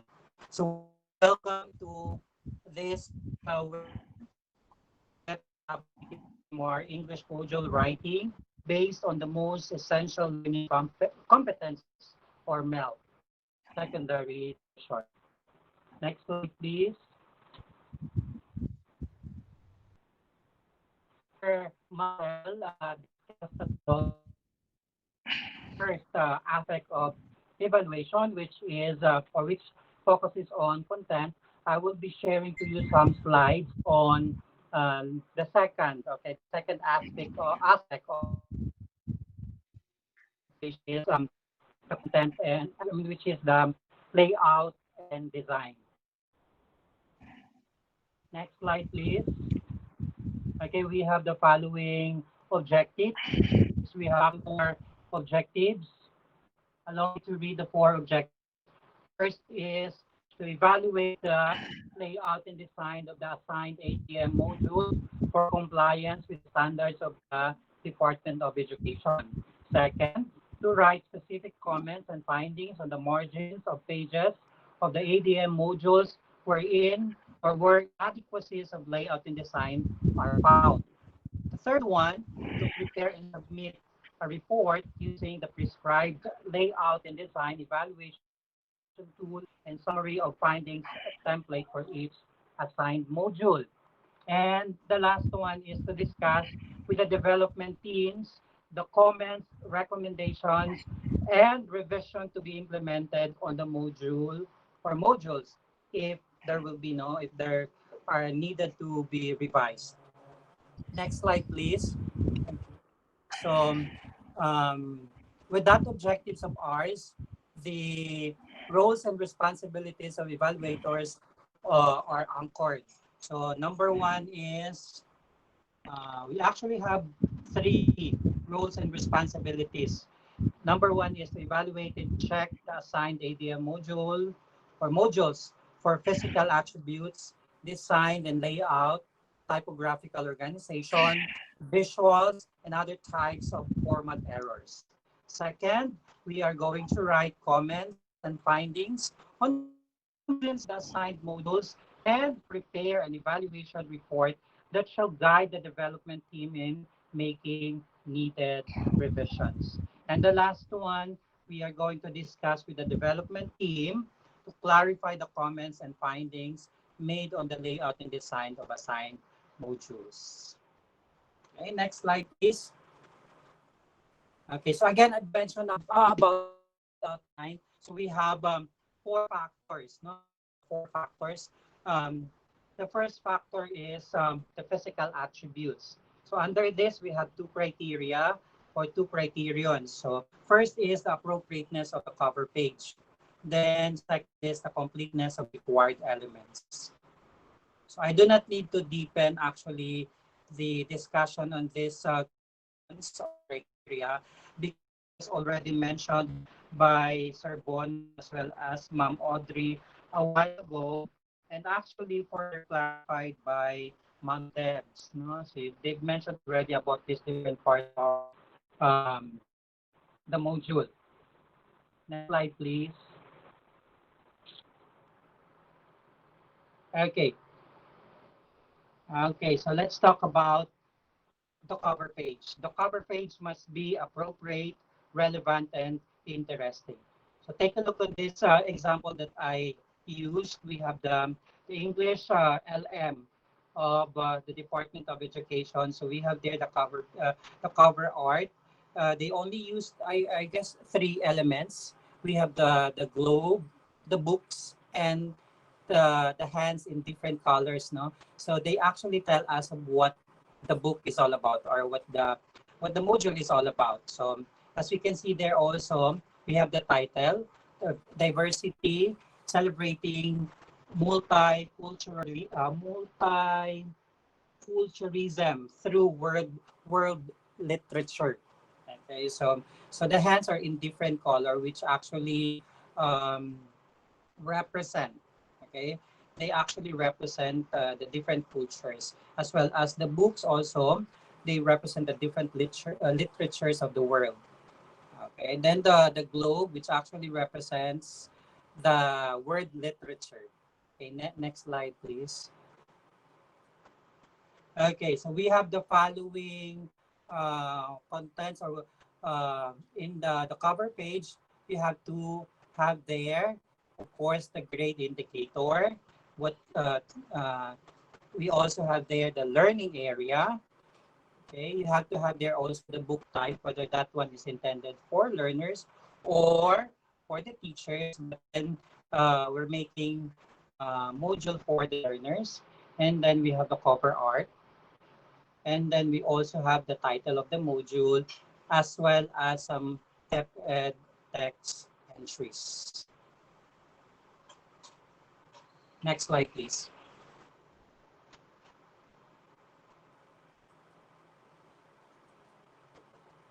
Okay, the second criterion is the what we call, or the pages rather. The second page kind of pages, we have the front matter pages.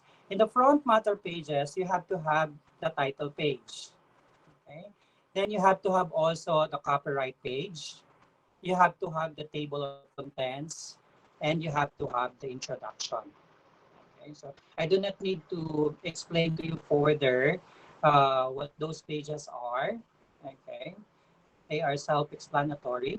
Next slide, please. Okay, so in the introduction, okay, the introduction part, the page numbers are set in lowercase Roman numbers or Roman numerals, centered at the bottom of the page. And that's it. So you have to write the page number on the bottom part, centered in Roman numerals. Next slide, please. Okay, the page numbers are set. Next slide, please. Okay, that's it. Okay, no page numbers for title page and copyright page. As you can see, no, balik muna tayo, Sir Mel, doon sa previous slide. Okay, as you can see it there, okay, the title page as well as the copyright page, okay, they do not have the so-called page number. Although they are counted as pages, part of the pages, but we do not write there the page number. Okay, next slide. Next, we have the inside pages. Beginning page of the LR consistently falls on the right-hand page. Sir Mel, ayun sa din ha. Balik sa dito sa inside pages. Okay, that's it. So as you can see it there in our example, okay, we have there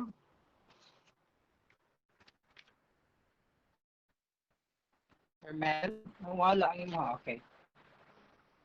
As you can see it there, we have there, okay, the beginning page of the LR consistently falls on the right page. So wala tay, dapat dili siya mag-begin on the left side, okay, left hand page. So that's why we have the what we call the blank page. Next slide. Okay, then we have the inside pages as well. Okay, page indication is set in Arabic numerals centered at the bottom part. Okay, next slide. For the inside pages as well, spaces between letters, words, and paragraphs facilitate reading. So you have to be very careful in spacing, no? You have to pay attention with the right spacing between words, letters, and paragraphs because they facilitate reading. Next, we have the fourth one. Page endings do not end with hyphenated word or an awkward page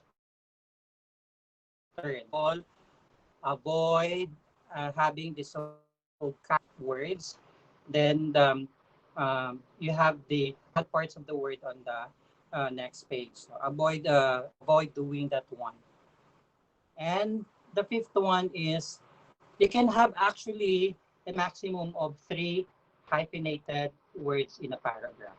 Okay, that's the maximum hyphenated words that you will that you can have in a paragraph. So more than that, it is discouraged. Next, please.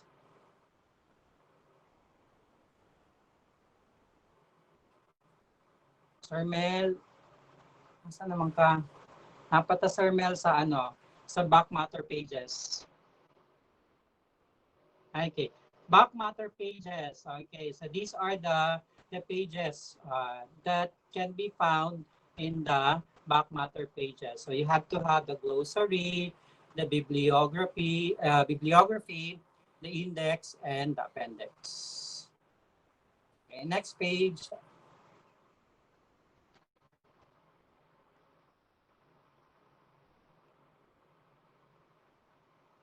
Okay, then the second factor is what we call the design and layout. Under this factor, we have at least 4 criterions or criteria. We have number 1, consistency of elements. So the element should be under the design and layout should be consistent. So in other words, if you are using a certain pattern, that should be throughout your module. Hindi yung paiba-iba yung pattern mo na you use in your module. So for example, you have the headings at the center, and then you have it in boldface. So it should be consistent throughout your module. Second is, should be simple and attractive. So the design should be, again, simple and attractive at the same time. So it was also already mentioned by Ma'am Debs about the simplicity and the attractiveness of the design.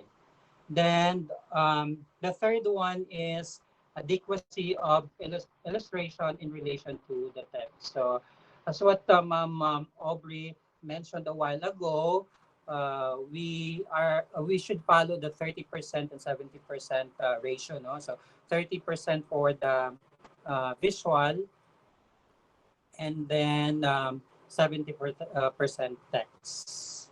So then the fourth one, you have to have the so-called harmonious blending of elements. So it should not be you include a lot of drawings, you include a lot of visuals that may sometimes actually confuse the learner. So avoid that one. So make it as much as possible simple. Next slide, please. Okay, so these are examples of those criteria. No? So as you can see it there in our example, okay, main heads, the subheads, sections, and subsections are consistently classified, okay, through indentions and the use of what we call the bold face of the letters or the words. This is actually our example for the consistency of elements. Next slide, please. Okay, design should be simple and attractive. So in our English 10, the LM, as you can see there, we have for the module 1 cover page, we have there only a hand, which our hands manipulate this, ano tong game na to? Puzzle. Okay. Then we have the title there, Overcoming Challenges. So this illustration actually explains what the title is all about, the students expect, okay, in the module 1. Okay, next, please.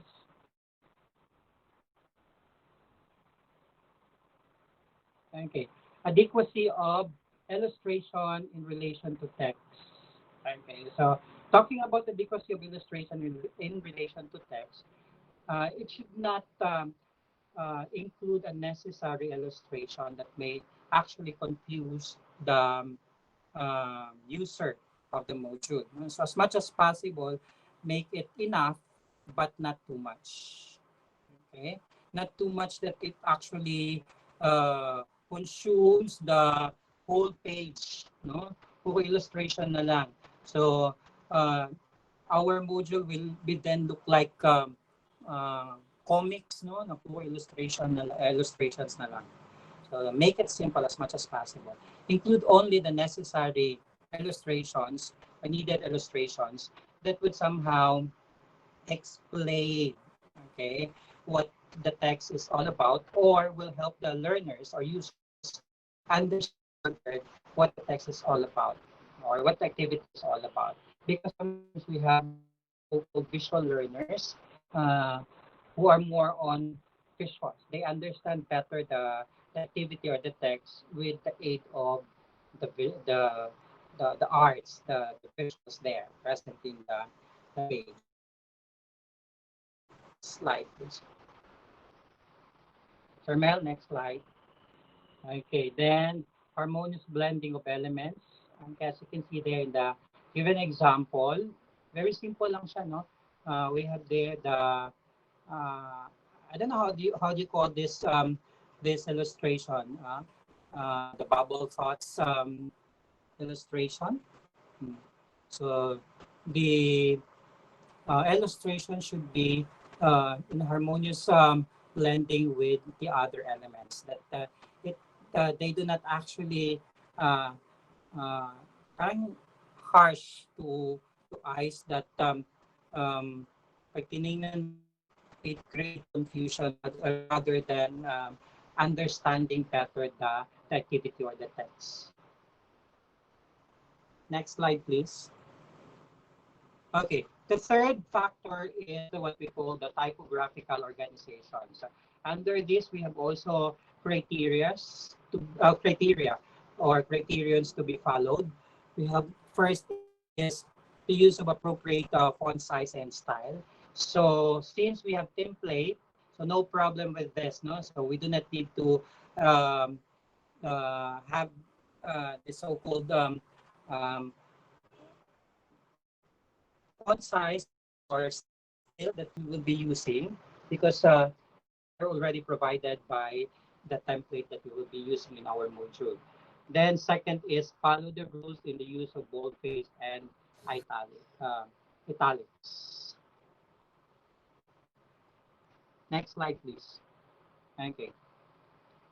Okay, typographical organization. These are suggestions, no, taken from the internet. Okay, appropriate font size and style. You have to consider the purpose. Okay, that is for comprehension, for remembering, or for readability of the text. So you have to consider that one. And also the content. Okay, so the content, whether that one is for educational, and our purpose is for, I mean, the content of ours is educational, not for leisure or informative and others. And then also you have to consider the target readers. So since our target readers or users are high school, so we have the suggestions, no? Okay, so taken also from the internet. Okay, we can actually use these suggestions. So for the body text, we can use 10 to 12. Then according to Ma'am Aubrey a while ago, we use the 11 size or 11 points. Then we also have this so-called for the chapter headings. If we use 10 points, then we can have 14 points. Then for the subtitles, we can have 12 points. But if we use 12 points for the body text, we have to have 16 points for the chapter headings, and then we have to have 14 points for the subtitles. Again, let me reiterate that we will be provided with a template. Next slide. Okay, these are just suggestions, no? Suggestions for the font styles that we can use in our module. So for the body, we can use uh, Baskerville. We can also use the Sabon. We can also use the Caslon or Utopia. But I guess according to Ma'am Aubrey a while ago, or Ma'am Debs a while ago, they mentioned about the use of Arial, Roman, and the Bookman Old Style. These are just suggestions. Next slide, please.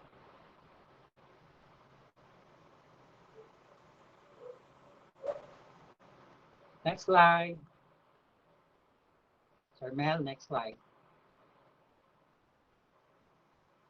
Next slide.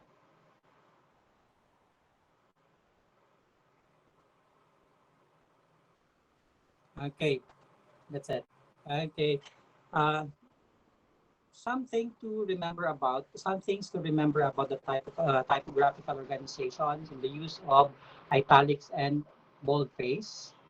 Okay, remember that the purpose of um, the use of italics and boldface is lending emphasis to text. So if we wanted to create emphasis, we can have it in italics or in boldface. That is, for example, we have for the subheadings, headings, italics and obliques. They actually draw attention without making a major change in the color of the text. So since we do not use colored text, we do only use the black. Okay, so um, that's the purpose of italics and obliques. Italics is used to create subtle emphasis of words and phrases. I mentioned a while ago that they create emphasis. So we wanted to emphasize a certain part of the text, certain part of the paragraph. We can have it in italics form. We can also use italics for foreign words. Okay, next is boldface is often used for captions. So for captions, you have to have it in boldface. For subheads, standalone words and phrases. So you have to have it in boldface to create emphasis. Then the last one is use boldface pairing a harsh section. So sometimes for aesthetic purposes, we tend to boldface all. So it's not actually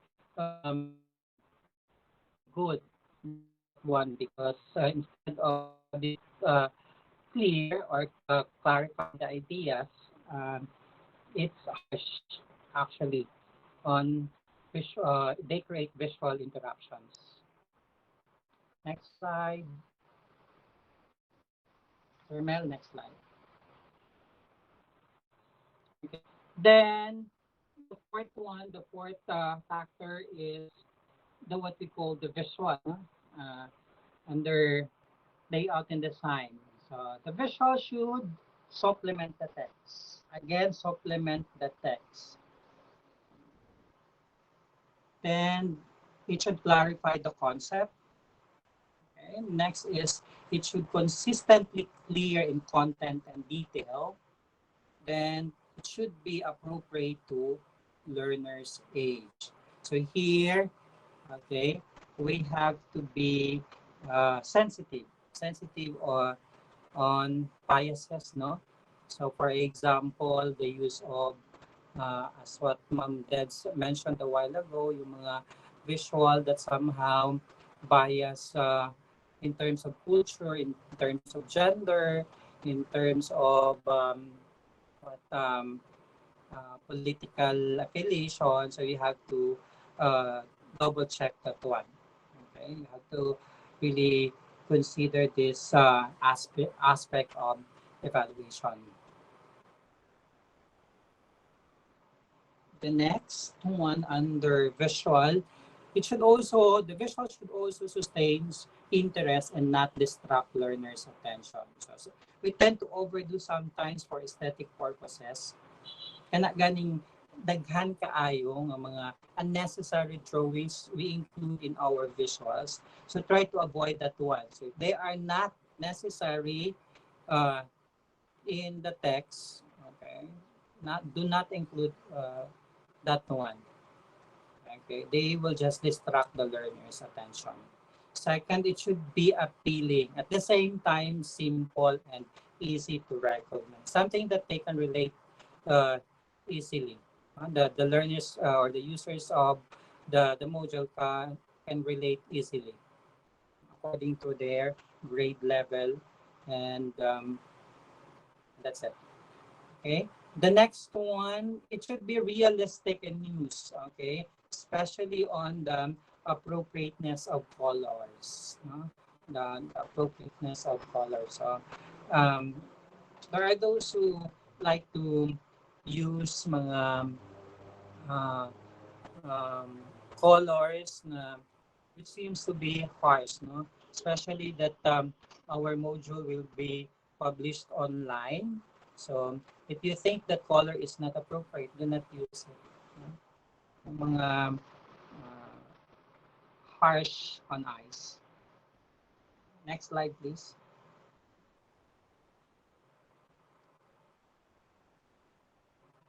Okay, another thing about visual is it should set, you have to set it in grayscale if original visuals are colored. Why? Because we have it in what, black and white. The tendency is that if you tend to use the original picture, which is in color, masyado siyang maitim. Okay? Masyado siyang maitim in the black and white format. Okay? Then, another thing about visual is people or animals should be facing inside the pages. Okay, so when we say inside the pages, nakaharap siya. Nakaharap siya. So that the user could see really the features of that person or that animal. Next slide.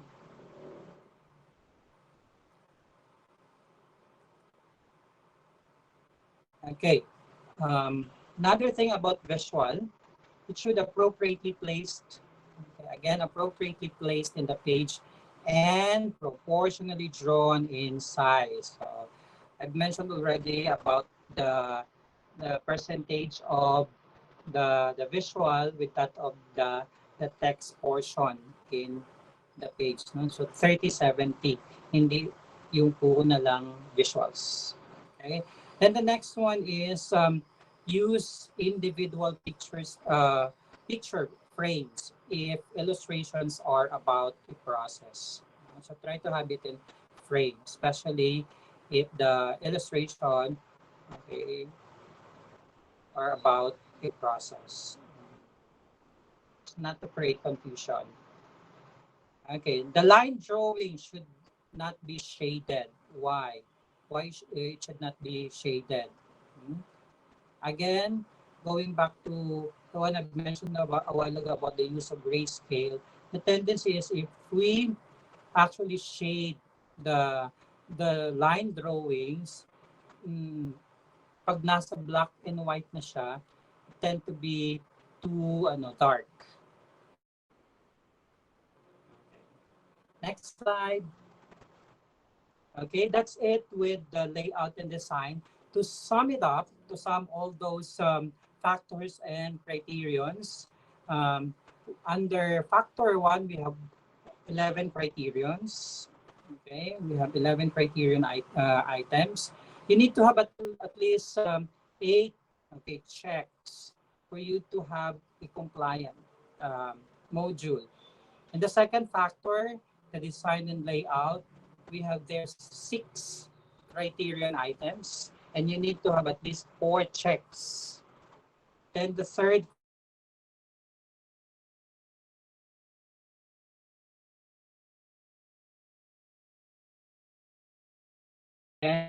And you need to have 3 checks for you to have for our module to be considered um, in compliance with the evaluation tool. Then the last one, the last factor, we have the visuals. I've mentioned there 13 criterion items, and we need to have 9 checks.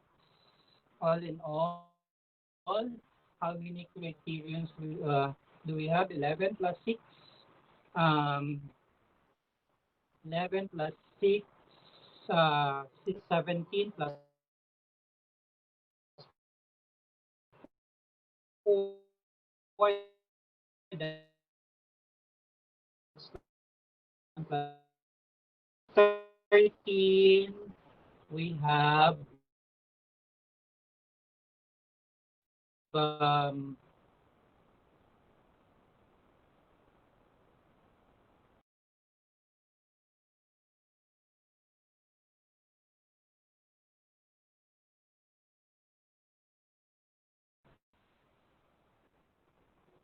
30, 34 criterions under the 4 factors of layout and design. So that's it for layout and design evaluation tool. Good morning to everyone. And yes, Sir Mel, we're done with layout and design. Questions will be entertained after the last speaker. Sir Mel. Okay, thank you, sir. Yes, Sir Mel. Hello? Are you Sir still Mel, there? I'm done. Hello? Hello, Okay. buhay pa ba For kayo the na? presentation of evaluation, hello, Sir Amir. Okay, okay. Thank you, Sir Amir. For the presentation of evaluation tools Yes. and Yes. Si Ma'am Sheila na. buhi pa na sila, Sir.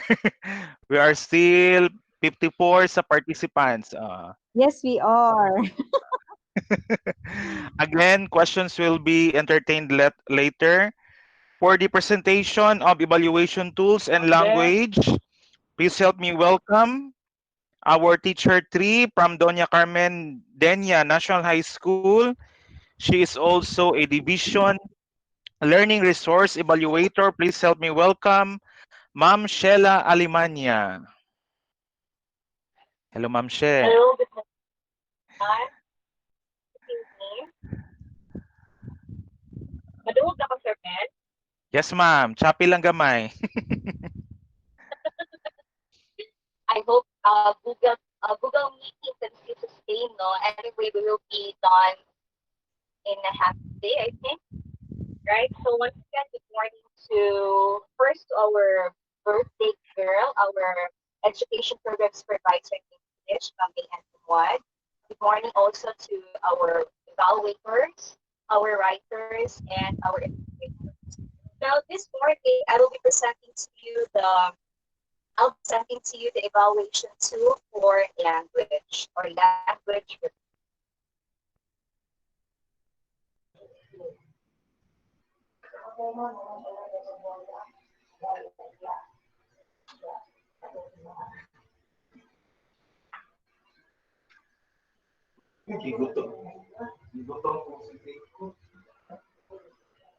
Right? So,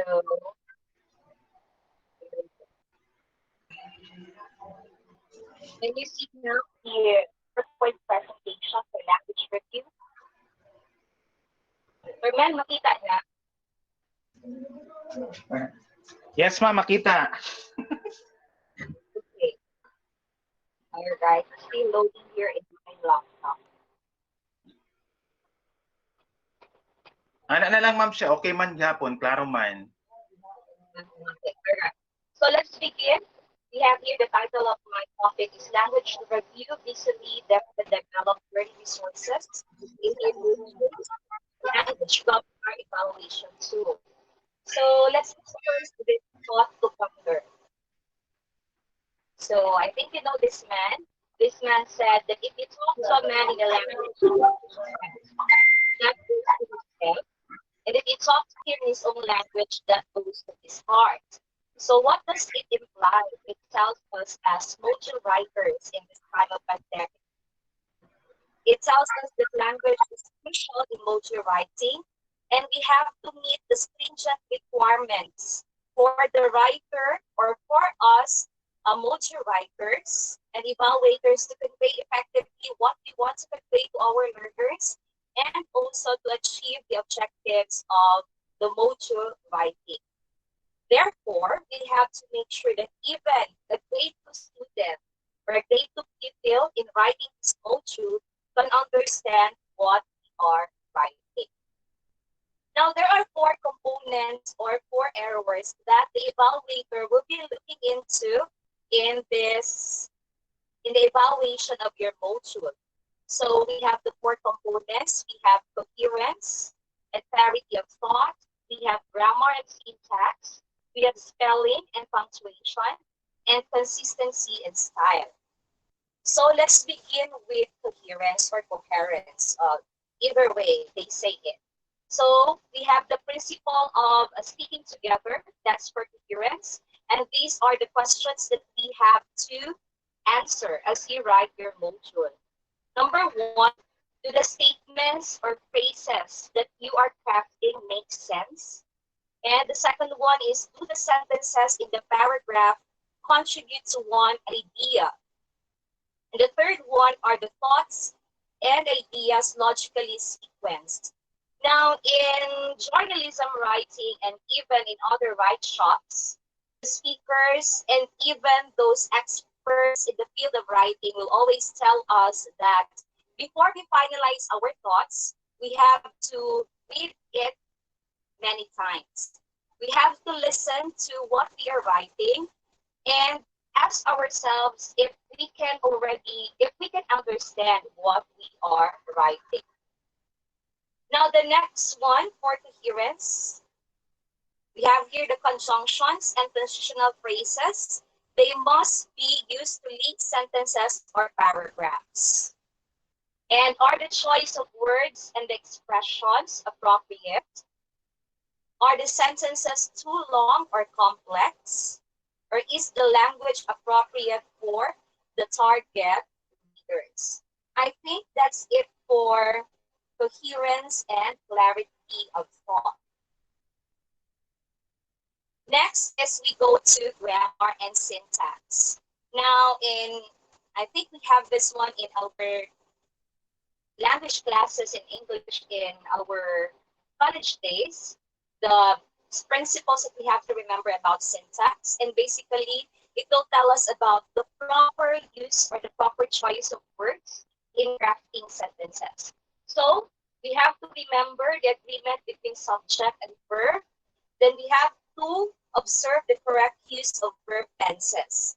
Now, for the correct use of verb tenses, if in the portions of what I know, what's in, what's new, and what's more, you will be using stories or other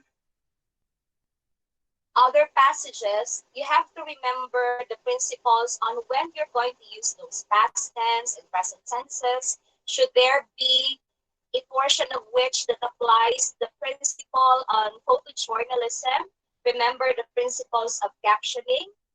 And for the titles of your activities, you have to also remember the tenses. Should you want to use verbs, then use verbs. Should you want to use nouns, use nouns.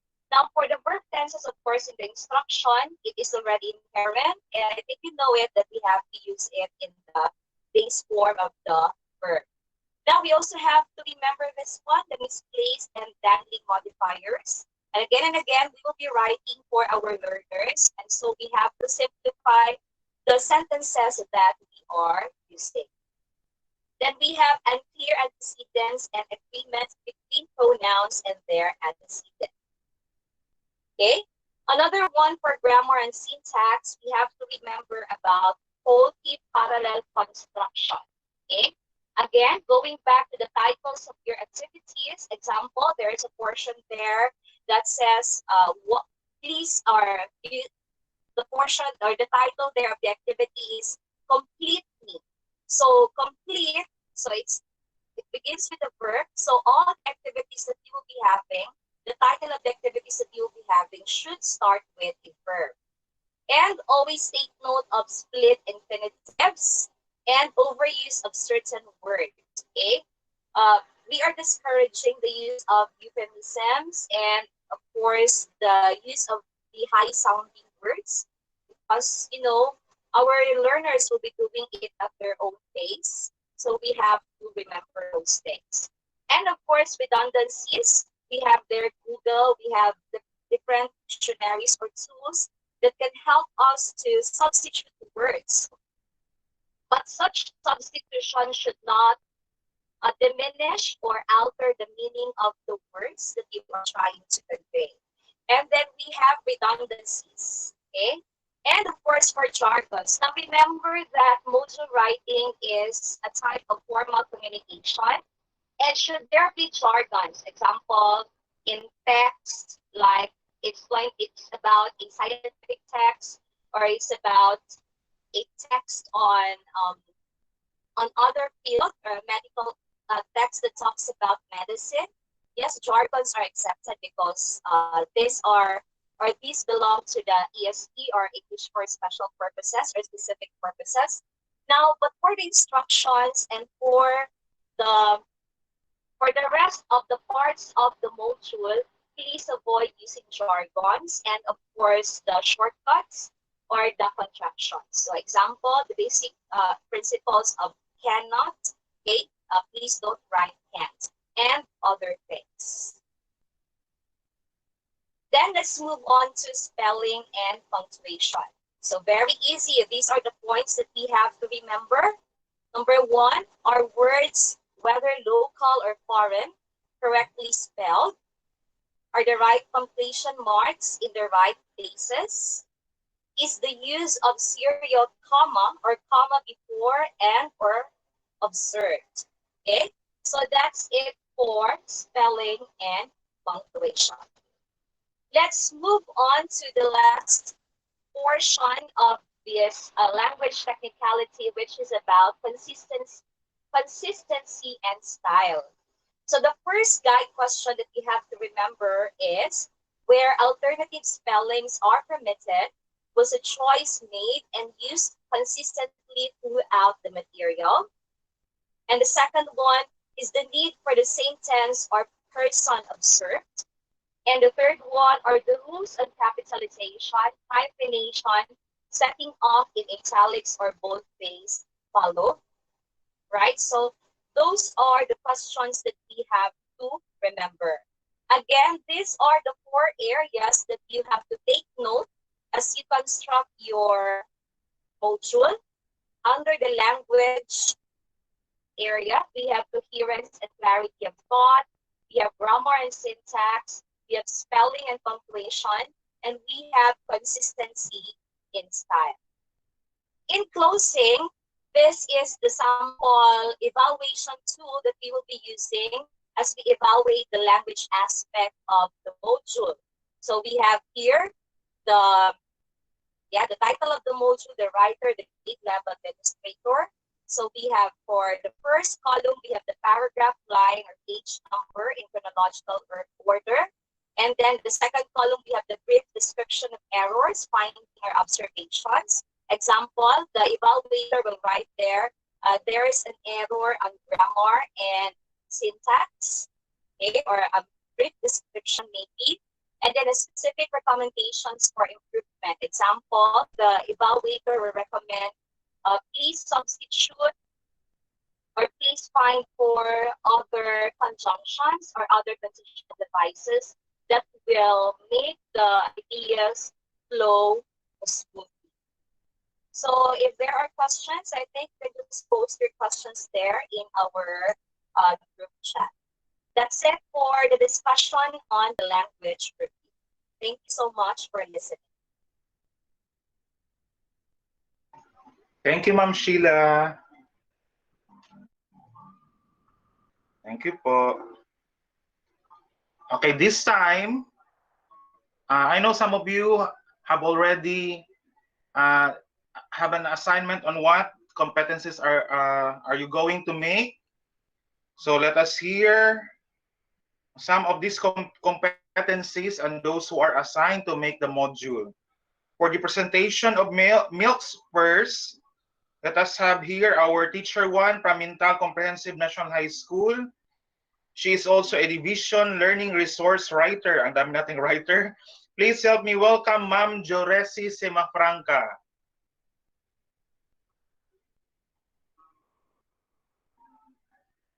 Ma'am Joresi.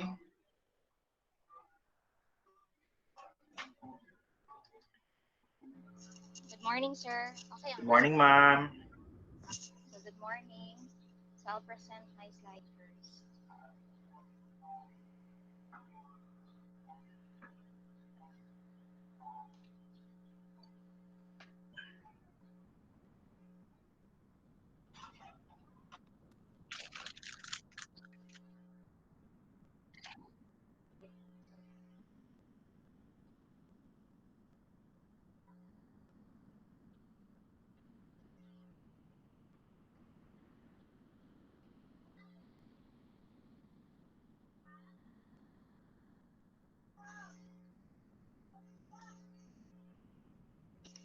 Not responding siya.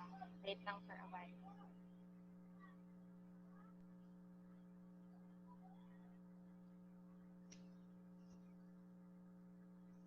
Ma'am, lakasan ng konti yung voice. Not responding kasi. Wait lang. Sa signal ata.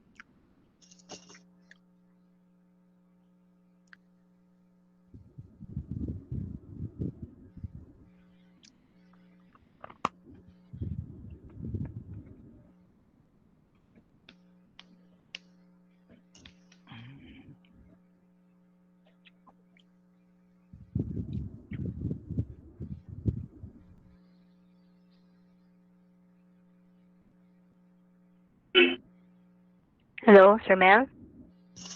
Hello? Hello, hello, ma'am. Sir Mel, do you have the copy of Resi's PowerPoint? Wala ko, ma'am. Ako'y kopya niya, ma'am. Wala. Okay. Siguro option na to is pwede si Resi mag-send sa email and then we will proceed with the next presenter. Isend na lang niya sa kuan, ma'am, sa Messenger. Yes, Ma'am yes, Reid, maybe. Yes, sir. you can send your presentation to sa Messenger, ma'am, tapos i-pay lang natin mamaya. Okay lang? We will proceed to Ma'am Eugene muna, ma'am. Okay lang? Wala na siya. Si Ma'am Jane, Abti kay ko uy. nara ka diha. Kasawa na si Sorry Resi. Sorry for the technical glitches. We will proceed to Ma'am Jane Hilbulingo for the inventory of learning resources. Ma'am Jane, hit it. Abti kay ko no. Wala ni Ikaw na gid, Jane. Sige, ma'am. Makita, sir, makita. Dili pa. Ay, wala gud siya sa kung ano ba. Wait lang ah.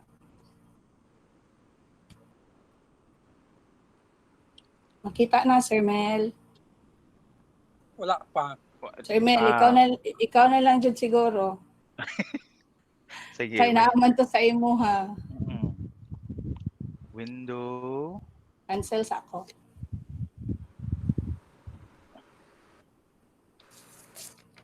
Ay.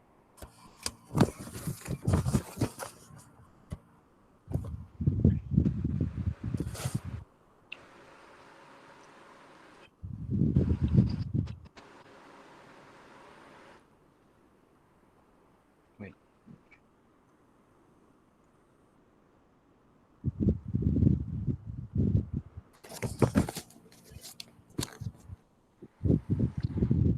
Okay, Ma'am Jane, okay na?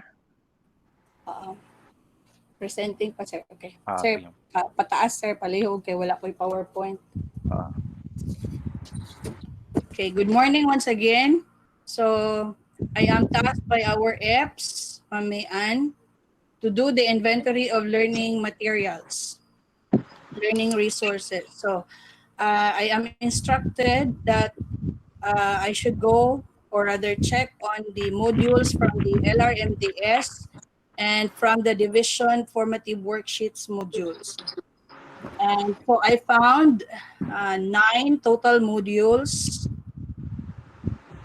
that could probably be a perfect reference for us in writing our modules. But of course, these are just reference modules. These are not meant to be copied entirely. Later, we will know because Ma'am Janice will explain to us on plagiarism. So I found 2 modules for grade 7. On this competency, use the appropriate reading strategies to meet one's purpose on scanning, skimming, and close reading, and etc. This is from the division formative worksheets written by Ma'am Ceci Ragul. And Sir Mel, di na ako makita sa baba. Okay. The evaluators are not indicated as well as the illustrator is not indicated. So I think if Ma'am Resi is listening, I hope she can send me the names of the evaluators as well as the illustrator. Up, Sir Mel. Another competency which I have found perfect for reference. This one is from the grade 8 module, but the same competency with grade 7. I think we'll just have to be very careful in targeting the level of the difficulty, the level of difficulty of our students. So we have to target the appropriate activities or tasks for the grade 7 level. So this is on the competency is transcode information from linear to nonlinear texts and vice versa. Okay, from Ma'am Ceci Ragul ako daw og si Ma'am Aristine ang evaluator. So balik sa Sir Mel, pospos kay ka ay. This one is written by Ma'am Donna Christine Velches. Okay, also not indicated ang evaluator. I think it's Ma'am Aristine and I, or maybe Ma'am Divelin. And the illustrator also is not included. But take note that this is for, ang module ni Ma'am Christine is for grade 8 level. Okay. Siguro, you can just see the activities and tasks that are used there, but take note of the level. Sir Mel, next, please. Inom kape. Di pa, sir. Grade 8 na ta, sir. Okay. Ano, sir? For grade 8 level, I found one for this competency. Determine the meaning of words and expressions that reflect the local culture by noting context clues. The module that I have found is not exactly the same or with this competency. However, the one that I have found written by Ma'am Sheila Alemania from the distance learning module, this one focuses on context clues. So I took chances maybe or somehow this module can help our writers, especially the one assigned to this competency. So the module of Ma'am Sheila was evaluated by Ma'am Divelin, and the illustrator is Ma'am Ivory Joanne Tambala. Next, Sir Mel. Na lang na yung mga highlight. Okay. This one is from the division formative worksheets on this competency. Use appropriate cohesive devices in various types of speech. But in this module that I have found, the focus is only on the informative speech. So still, I included this one, hoping that this can help our writer. This is written by Ma'am Irene Akyatan. The evaluators are not indicated, but I think it's Ma'am Debilin, Ma'am Aristine, are the evaluators. The illustrator for this is Sir Rovic Akyatan, the husband of the writer.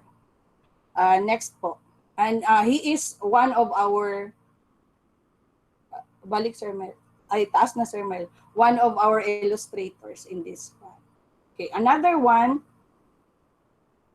this one is exactly the same with the module of Ma'am Sheila Alimania, evaluated by Ma'am Dibilin, illustrated by Ma'am Ivory, Joanne Tambala. I found this one from the distance learning module of the Davao City LRMDS. This is on this competency. Use appropriate grammatical signals or expressions suitable to each pattern of idea development. And these are the sub-competencies or the areas that they're going to focus on. Next po, Sir Mel. Okay, for grade 9, I only found 3. One is on this one. Express permission, obligation, and prohibition using modals. This one is from the distance learning module written by Sir Bonifacio Pajarillo, evaluated by Ma'am Dibilin, and illustrated by Ma'am Joanne Tambala. In this module written by Sir Boni Pajarillo, the focus is on the modals that expresses futurity and willingness.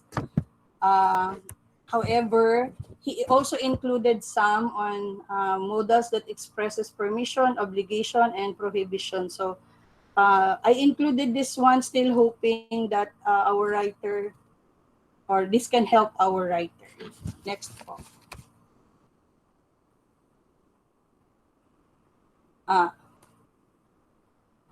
Use conditionals in expressing arguments from the division formative worksheets. Ask my Sir Mel. I think this is written by Ma'am Ana. Sige, pagamay Sir Mel. Ana Angelica Bautista from Santa Ana National High School. This one is evaluated by Ma'am Aristine and yours truly, and but the illustrator is not indicated. Next po. Another one, this module is written by Ma'am Jeresi Simafranca. I found this from the distance learning module of the Davao City LRMS. This is about this competency. Employ the appropriate communicative styles for various situations: intimate, casual, conversational, consultative, and prosen. This is evaluated by Ma'am Dibilin. Taas gamay, Sir Mel. And illustrated by Ma'am Joanne Tambala. For grade 9, I have only found one. This is written, or this is from the division formative worksheets. Sir Mel, pataas, Sir Mel. Grade 10, Sir Mel. The module is written by Ma'am Justine de los Reyes. Murag sa last part na, Sir Mel. Ana. Written by Ma'am Justine de los Reyes. Evaluators, wala na indicate. Illustrator is Leigh Winmer M. Joven. I think sa ano ni siya, outside na illustrator. This is about the competency is give technical and operational definitions. So those are only the available modules that I will upload after this in our GC. So I hope this can help our writers in writing their modules. Thank you very much and good morning once again.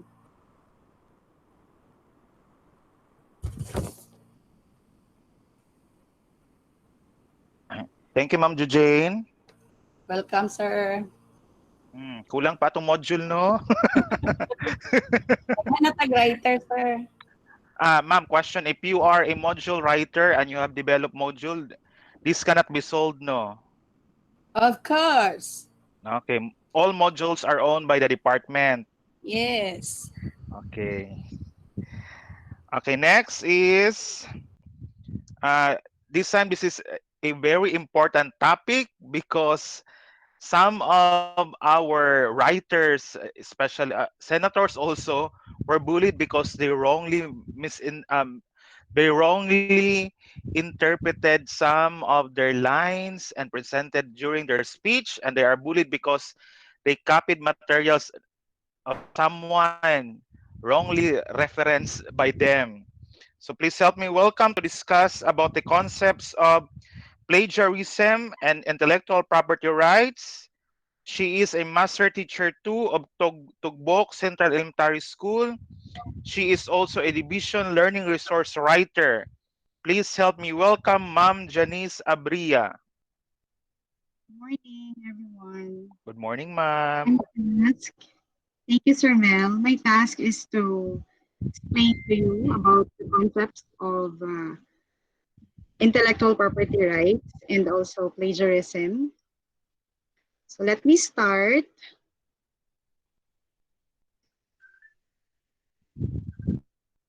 Okay, as writers, we have to be very careful not to violate any intellectual property rights.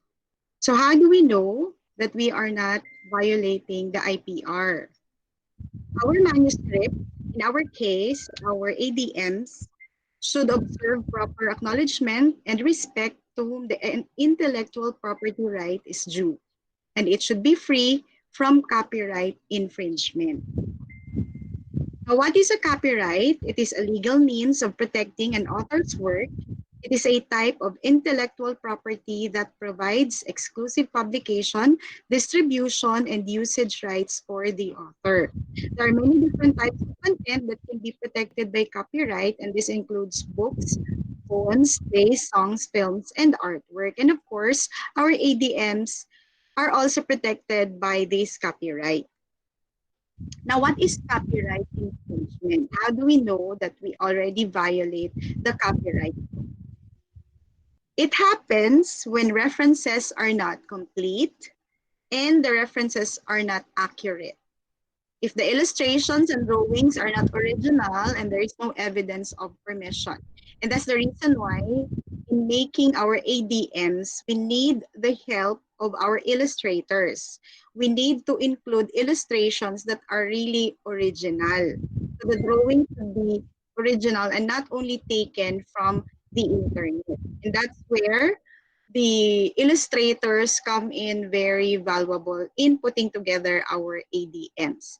Now, there are actually available illustrations in the LRMDS portal that we could use. They were previously used in ADMs or DLMs created by the LRMDS, and we can actually use that because we have the same purpose, which is to use the ADMs and they will be distributed in the division of Davao City. So we can use them if they are quite appropriate for the ADM that you are going to make. And if we are short of illustrators already. So photographic images, if they are not referenced, they also infringe the copyright. So you have to add references based on the source where you have taken a particular text, photo, or illustration, and hoping that this illustration will not be taken from any other sources, but we should make our original one. Now, if it's on the internet, Is it free? Can we use them? Is it safe to put them on our ADMs? Because we would really need the help of the internet. We have to take resources from the internet in putting together our modules, right? Now, there are some issues with accuracy, authenticity, and integrity, and also origin, especially if you take the content from blogs, wikis, tweets, and Facebook.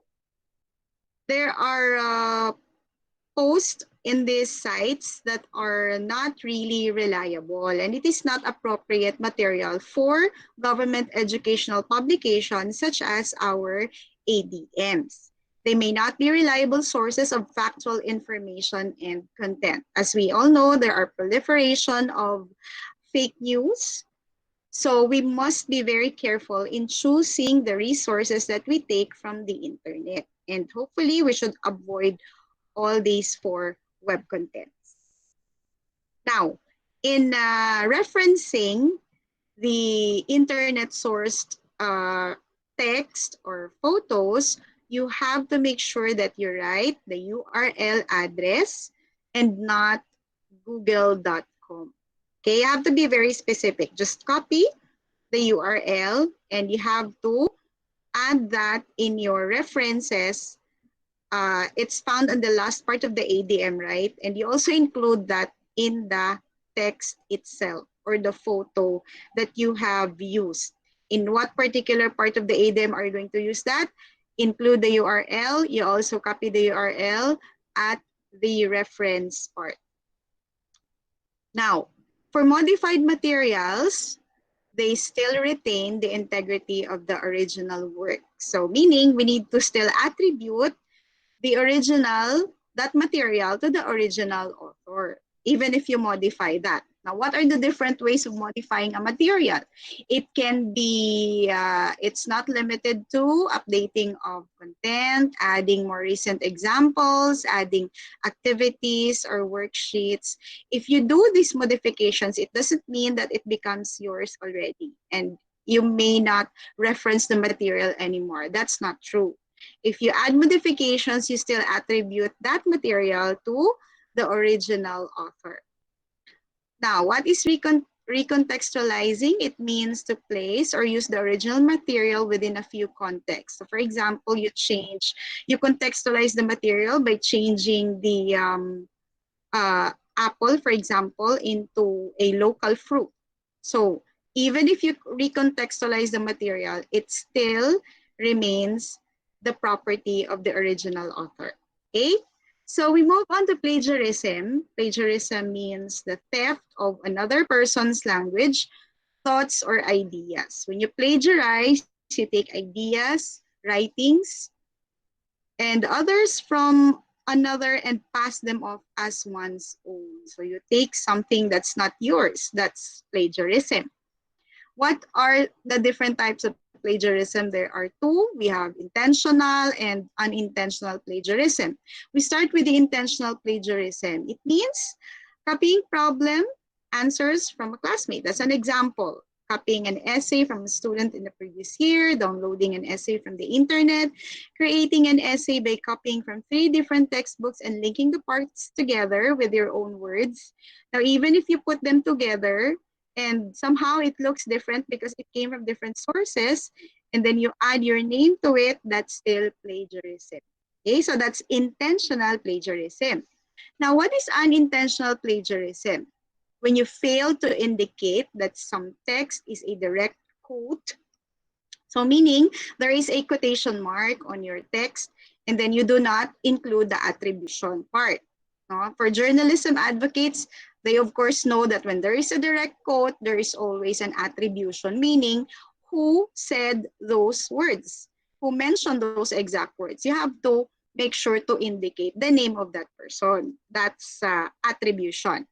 Paraphrasing a chapter and including the source in the reference list, but not acknowledging the source in the text. So this is what I mentioned earlier, that when you reference the source, you do not only write that in the reference part, you also include that in the text, whether you add that in page number 5 of your module. So you already have to acknowledge the source in that page, aside from writing that in the reference part.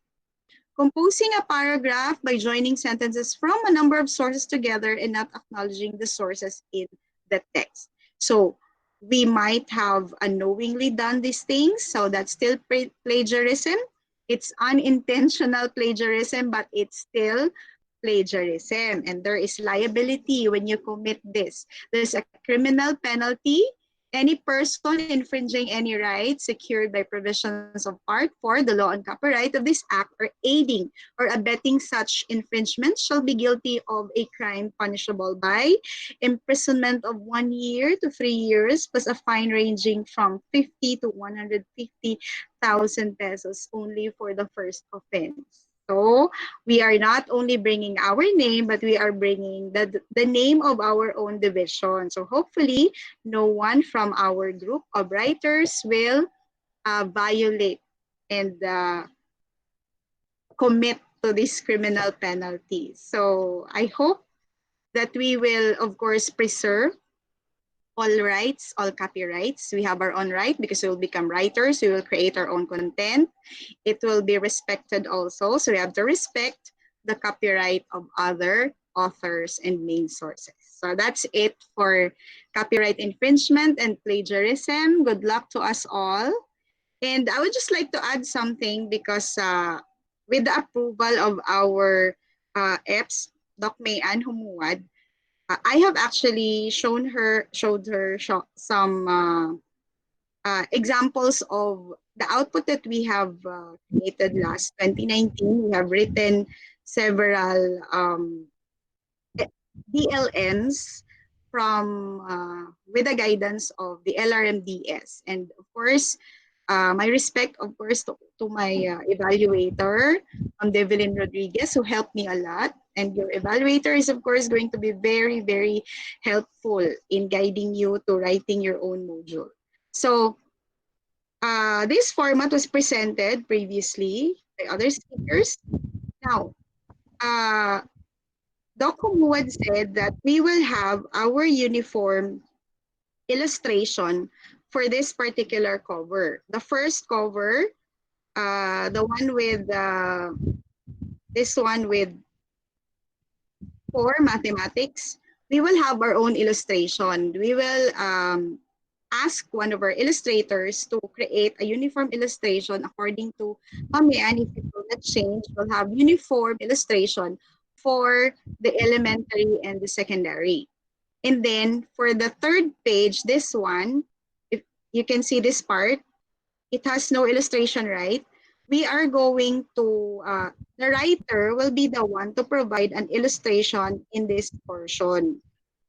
So again, uniform illustration for this part, for the very first page, that's the main cover, and then individual illustration based on the writer. The writer will be the one to decide on the illustration for this portion. Now, this is an example of the cover illustration for this was for the distance learning modules that we have made last 2019. So as you can see, there is a uniform cover. This was illustrated by one of the best illustrators in the division of WCP under the LRMDS. So we will have this cover.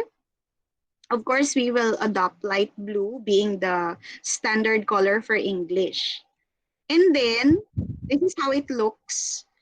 When it's bound, you can see when you open the page, of course, you can find the individual modules inside. And that's where the writer will decide what illustration will be included in your own module. So this is the example of the illustration. I have asked my illustrator, Ma'am Ivory Joanne Tambala, to make for my 4 of the modules that I have made last year. This is the distance learning module. So this is how it should look like. So you have to decide as the writer what will be your illustration in the front cover, That's the third page, no? And usually, what I do is I just whatever is the illustration I use for the literature base of my module, that will be the main illustration of my own ADM. So that's it. Good luck to all our Miss writers. Janice. Yes, ma'am. Yes, Miss Janice. I would like to acknowledge you. Thank you very much for opening this up to me. Just before we you talk, no. I would like to inform Sir Mel. Sir Mel, are you there? Hello, ma'am. Yes, ma'am. Yeah, Since yeah, you're yeah. the consolidator, Sir Mel, I would suggest that you will be the one in charge in getting the standardized illustration.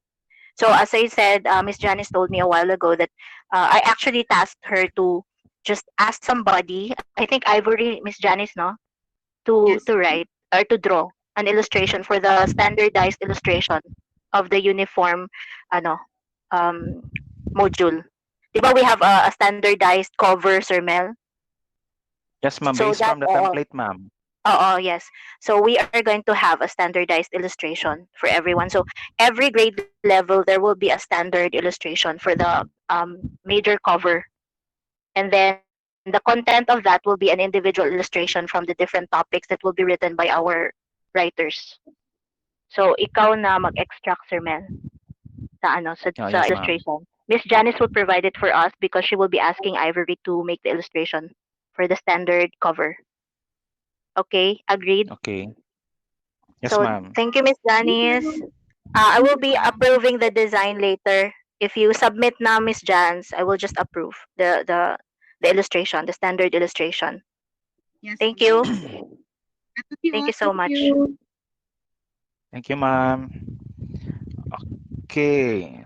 So, last year we have lots of competencies to fulfill. This time, the competencies are shortened due to the number of school days and the fact that we will going to start our online, offline, and modular instructions. The competencies are again are lesser by numbers. To present us the most essential learning competencies, please help me welcome once again Ma'am Jorese Simapranca. Good morning, Sir Mel. Good Good morning, morning, ma'am. everyone. So, sorry for the technical difficulty a while ago. So, anyway, Sir Mel will be presenting my slides. Okay, yes, ma'am.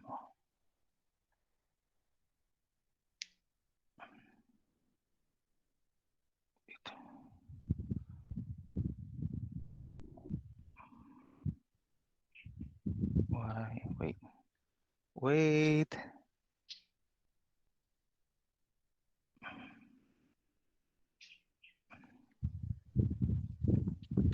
Window.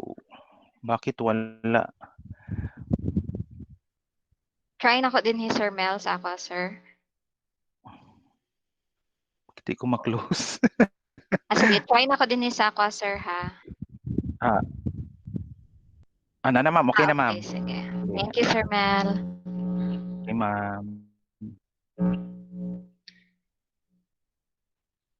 Okay, so we actually have two versions of the MELCs, and that it was the new version was released last week. So this is now the new version of the most essential competencies for secondary English. And in the new version, next slide, Sir Mel. In the new version, they've provided us the briefer, which serves as a guide on understanding and using the MELCs. So originally, we have our CG, the May 2016 edition. So with the new normal that we are facing today, the department, through the Bureau of Curriculum Development, Curriculum Standards Development Division, introduced the MELCs. This is done to ensure that grade level standards are still achieved despite the shortened academic year. So next slide, Sir Mel. Thank you. The LCs and MELCs are carefully chosen, taking in mind the endurance criterion. The LCs are useful in lifelong learning. Now, as teachers in the field, the role of English subject is responsible on the literacy and oracy skills necessary in learning content knowledge in other subject area. With that, the MELCs are in close association with other competencies in other subjects so that the quality of integration is maintained.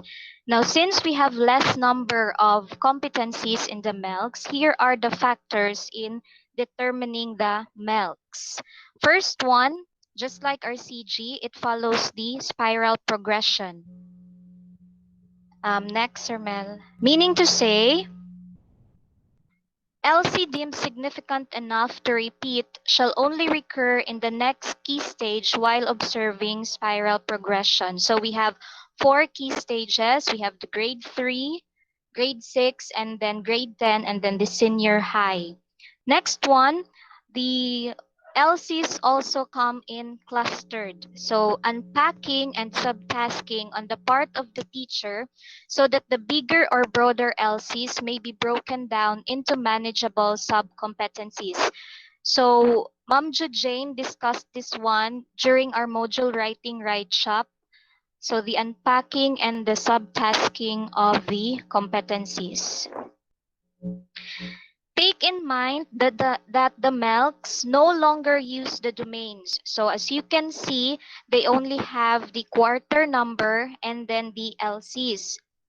This is because in the CG, it follows a horizontal alignment, wherein one lesson does not only focus on one skill but multiple skills.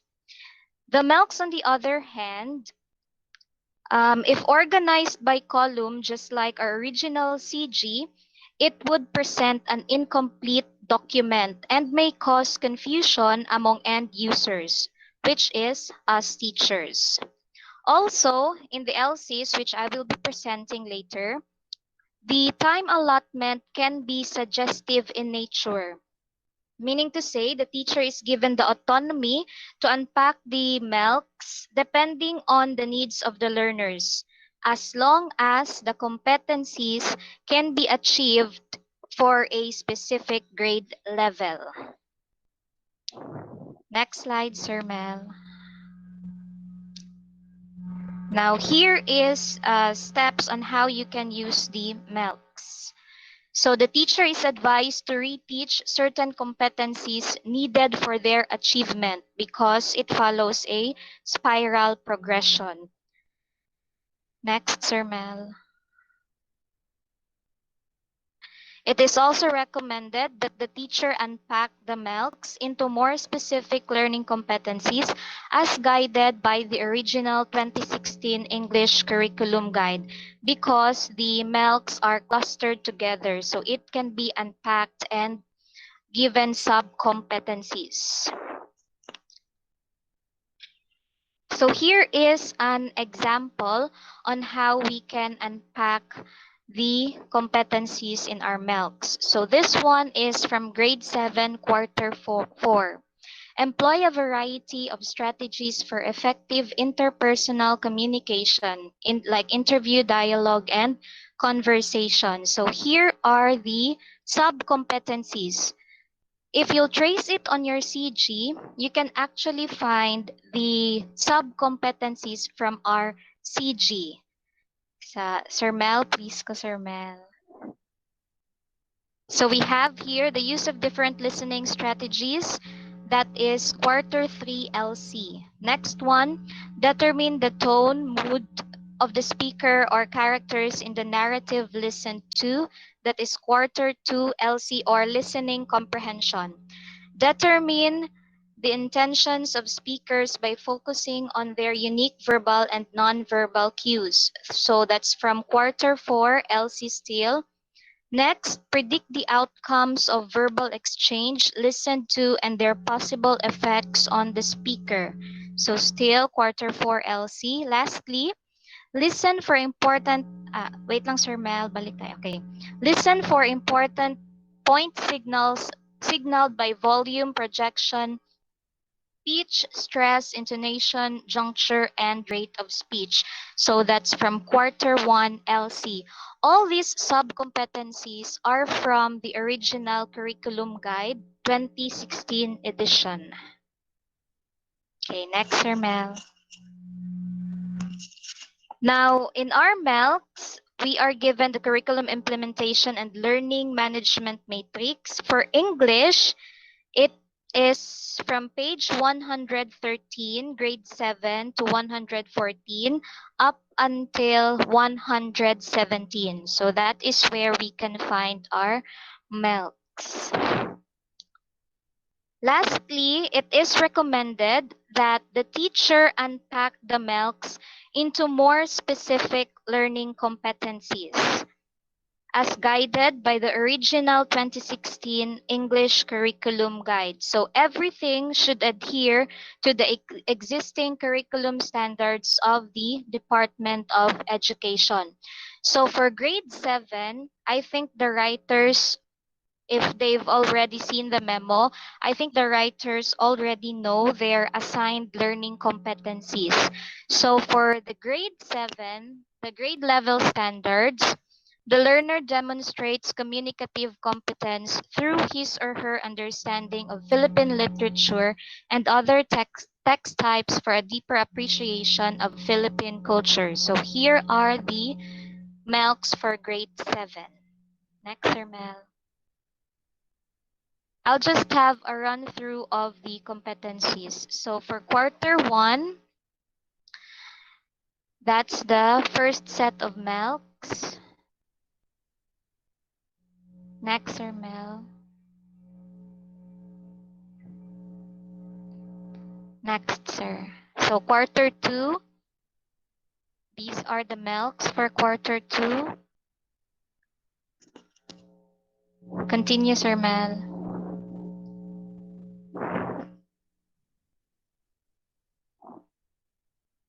Quarter 3. So as you can see, we only have 2 columns for our MELCs. The first column indicates the quarter, and then the second is the learning competency. There is no column for time allotted or the duration of or the week number for each competency. That is because the teachers are given the autonomy to unpack the MELCs. So you'll have to unpack it, give some sub competencies. And now we have the grade level standards for grade 8.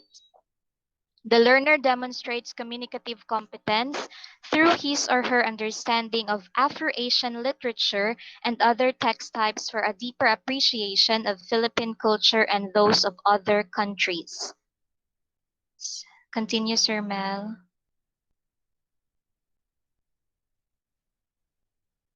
So, first quarter, these are the most essential competencies for grade 8. Continue, sir. Quarter 2, quarter 3,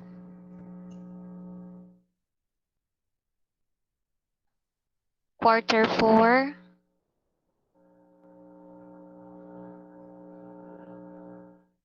and then we have the grade 9.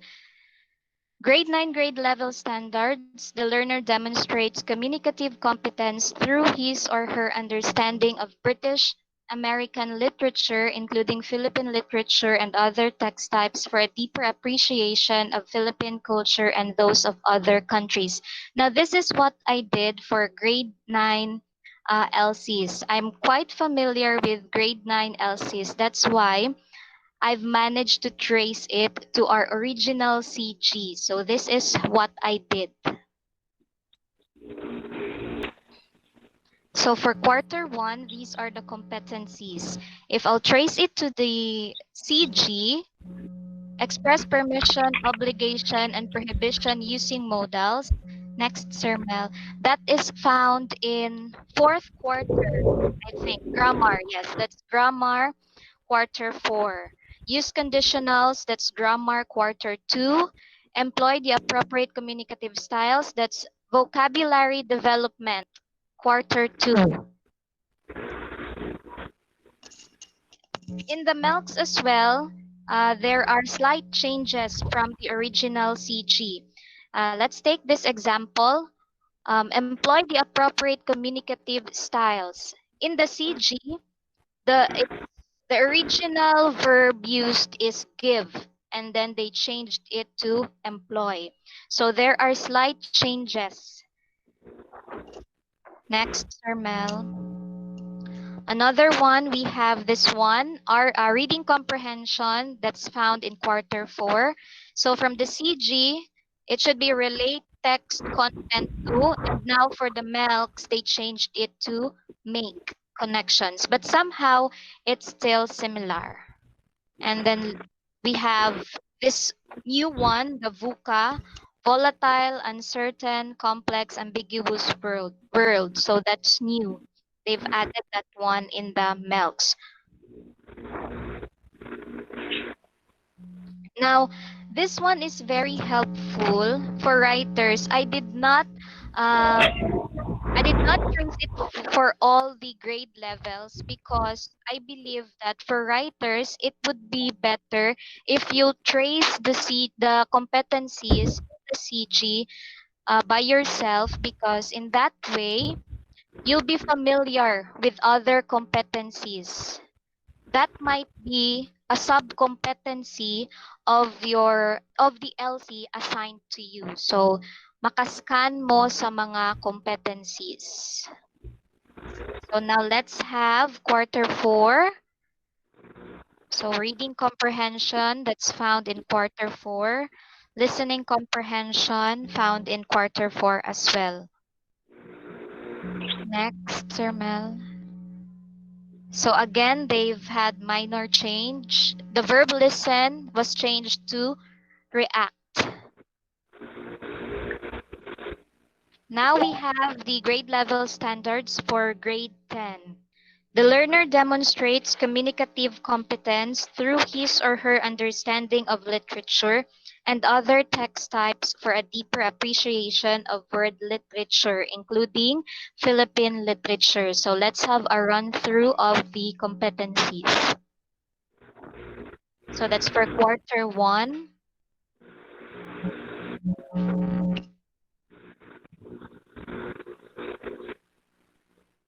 Now we proceed to quarter 2.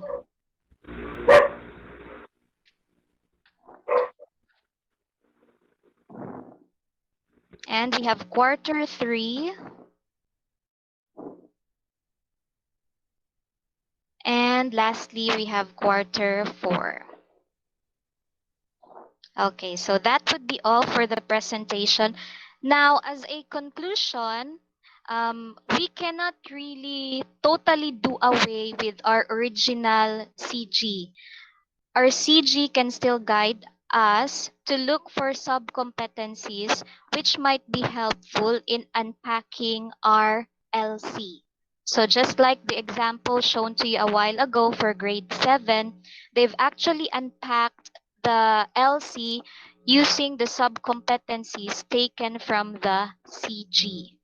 And lastly, as you can see, there's no time duration or week as to how many days we would be discussing that certain LC. That's because teachers are given the autonomy on how we can design the lesson. So if it, depending on the needs of the learner, so if it needs like a week, then it would be a week. So the teachers will decide. As long as at the end of the school year, learners can meet the grade level standards, which is prescribed by the Department of Education. So that would be all. Thank you so much, Sir Mel. Thank you, Ma'am Juresi. That was Ma'am Juresi discussing about most essential learning competencies for secondary. Okay. Hello, choppy ko? Hello. Okay, Sir Mel, okay lang. Okay lang. Sige, salamat. Okay. Uh, may mga competencies doon na listening and watch. magkakaproblema tayo since we cannot have a face-to-face discussion with our teachers. And I think last Monday, our president discouraged us to have a face-to-face discussion with our students. So my discussion is not a module related since our topic today is making our module, di ba? Mao man na siya. So ako is an alternative. Kaya siguro second week of June 1, we will be asked, how about those willing to buy cell phone gadgets and they have laptops? How about those who have internet? Kaya di ba, gipa-survey man ta last time, those who can have the face-to-face discussion, modular discussion, those who have gadgets, and those who have internet. So ang discussion is the combination of those who have gadgets, who have laptops, and those who have internet at home. So my discussion is all about Kotobi, Kotobi learning. Okay, so I'm going to discuss about Kotobi. So I think some of you have heard and practiced already this Kotobi. So last April, our region DepEd speakers about ICT discuss about the goodness of this Kotobi. So Kotobi is an interactive ebook. Usually ato ang ebook is from Microsoft Word, you-convert na to into siya PDF. So PDF is already an ebook.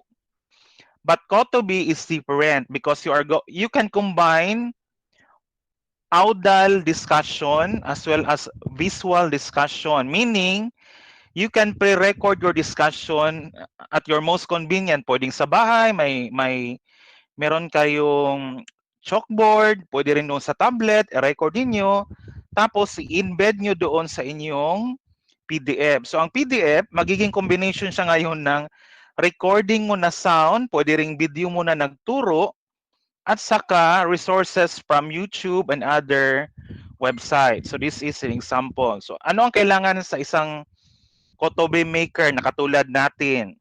You need to download Kotobi Author. Next is Kotobi Reader. Ano yung Kotobi Author? You are going to make your module in the application that you are going to download, that is Kotobi Author. Then Kotobi Reader naman, doon mapiplay yung output ninyo na lesson, yung interactive na. Okay? So ang Kotobi ay pwede sa smartphone na Android at saka iOS, pwede rin sa laptop or desktop, pwede rin siya sa tablet. At ang importante nito, you can open the Kotobi Reader even without the internet. Okay? So next is, okay, ayan siya. So it can be played using iOS or Android devices.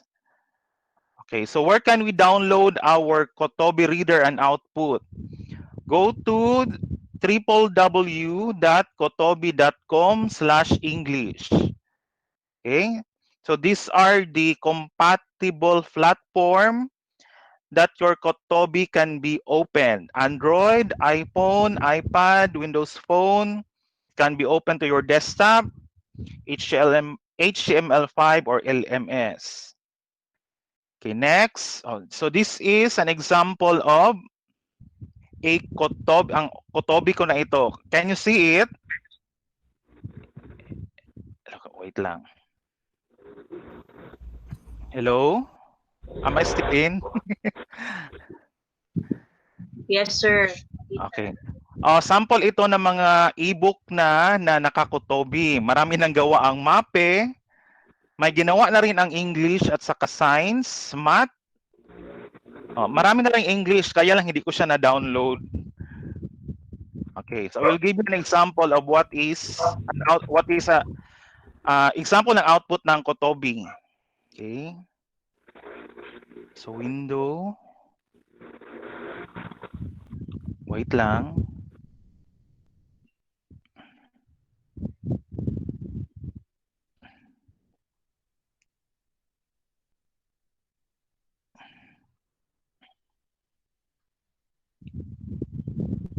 Okay, this is my example of Kotobi.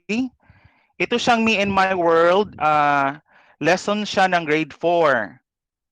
First week, I think day 1 and day 2. Okay, please wait. Tagal siya mag-open. Okay. So meron tayo ditong table of contents, and in the table of contents, chapter 1, Me and My World is included. Objectives, instructional material, oral language are placed there. Follow pa rin tayo so ano yung ginawa natin sa gagawin nating module based from the template of Ma'am Janice. So if you click next, ayan siya, may lesson. So sa libro, drawing siya dito nakalagay. For this one, i-click ng bata yung logo, lalabas yung picture. Okay? So ito siya doon sa libro is hindi siya colored, naka black and white. Sa Kotobi, you have the freedom to place picture. Copyright ha, please. Itong picture, galing ito siya sa isang site you can download for free, and the copyright is not questionable, meaning you can download as long as you place the site as your reference following the APA format. So colored ang picture, tapos dito mag-a-answer ang bata. So ang advice, i-screenshot na lang yung sagot ng bata, isi-send ng bata doon sa messenger. Okay, next activity, may nakalagay doon sa libro na tell us something about yourself. May mga linya dito doon sa libro, pero dito ginawa ko siyang interactive. So i-click ng bata yung picture, tapos may nakalagay dito. So tell me something about yourself. Magta-type ang mga bata dito. Natabunan siya ng stop sharing dito sa akin. So dito niya ta-type, tapos send it to the teacher. So the teacher will receive their answer through the teacher's email address. So dito naman, meron siyang PowerPoint. Kaya lang hindi ko alam kung maririnig ninyo. I made this video presentation using PowerPoint. I inserted my voice. Wait. Narinig niyo ba ang boses? Wala. Ma'am Debs, my boses? My sounds? Okay. Ang instruction is listen and compare. So math plus E equals mate.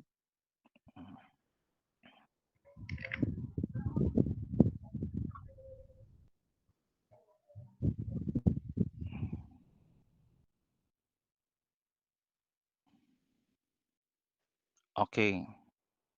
So sa Kotobi, kompleto pa rin lahat yung mga competencies natin, including the listening skill, yung skills pala kompleto, listening skills at saka video presentation or movie presentation. So ito siyang Kotobi is somewhat para ka pa rin nagtuturo, kaya lang the student can repeat the whole lesson lifetime. Kaysa doon sa module natin, textual siya base at wala din yung boses doon sa module. So ito yung kaibahan ng Kotobi.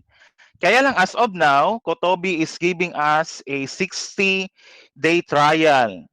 So siguro naman matatapos natin from June to July yung 60-day trial. So ang ginawa ako, nalampas na ako ng 60 days, umulit ako ng kumuha ng license doon sa Kotobi using another email account. So you can extend for another 2 months for your Kotobi licensing.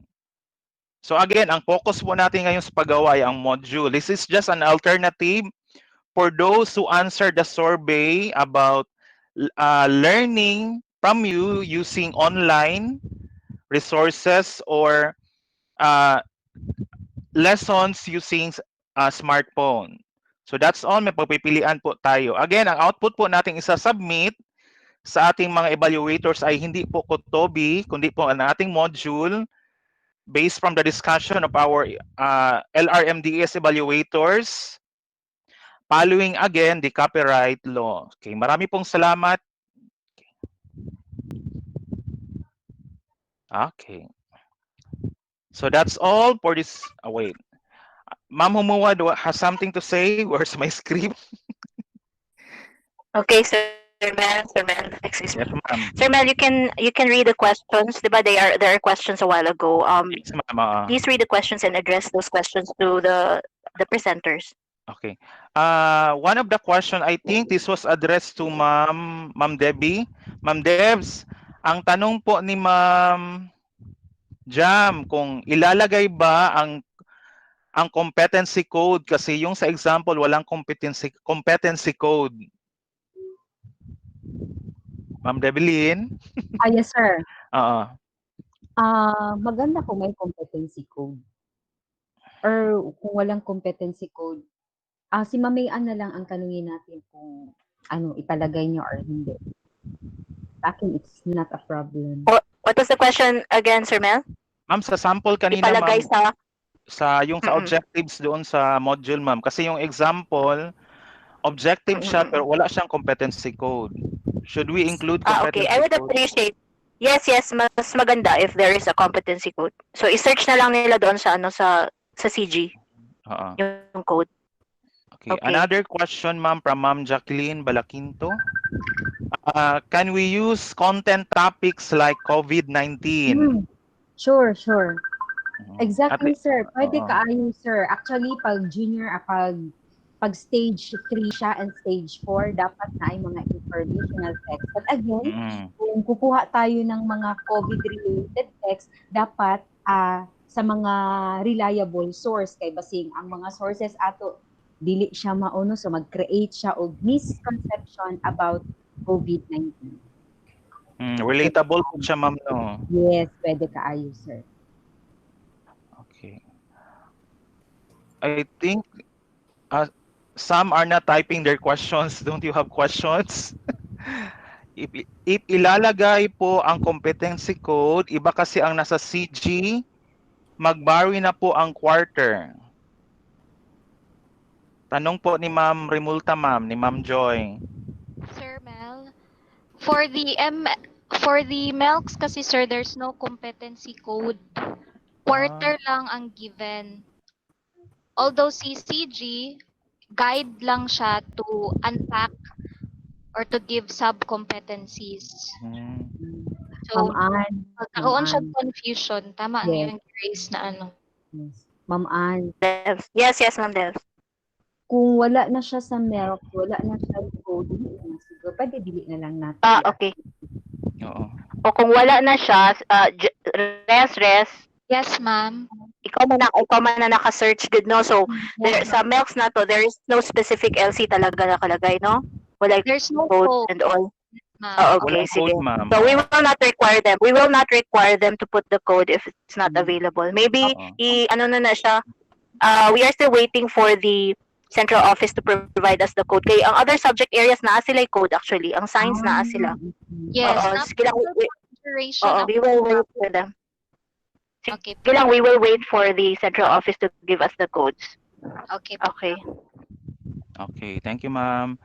How are we? Sir Mel. Yes, ma'am.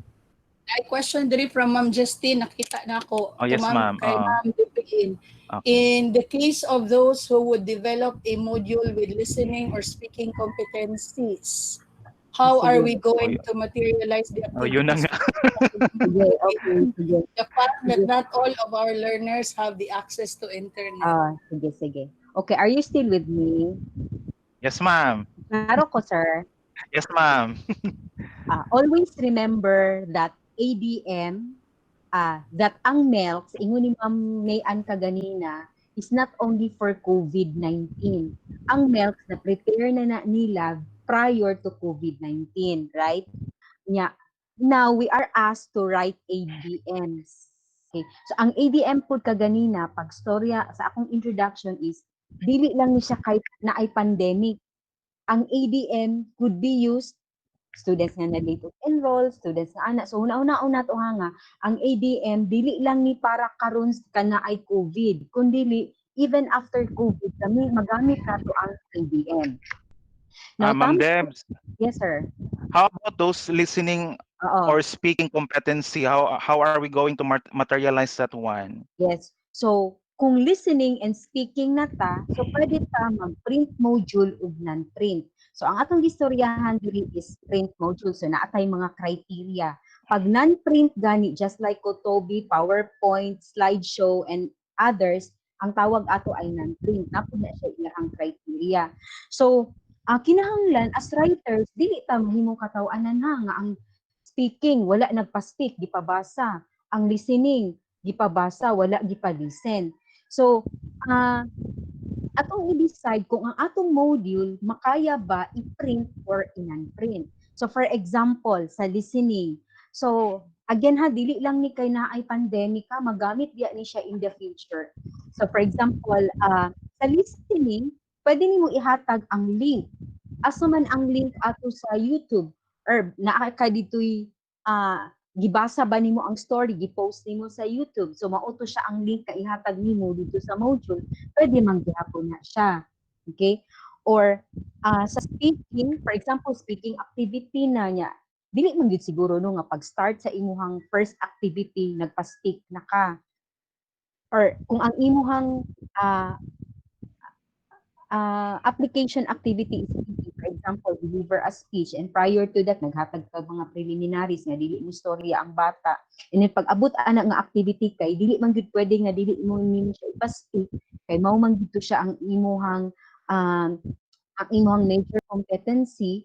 Pwede nimo ibutang didto nga the student you are going to deliver a speech ana, and then arrange with your teacher for a face-to-face session.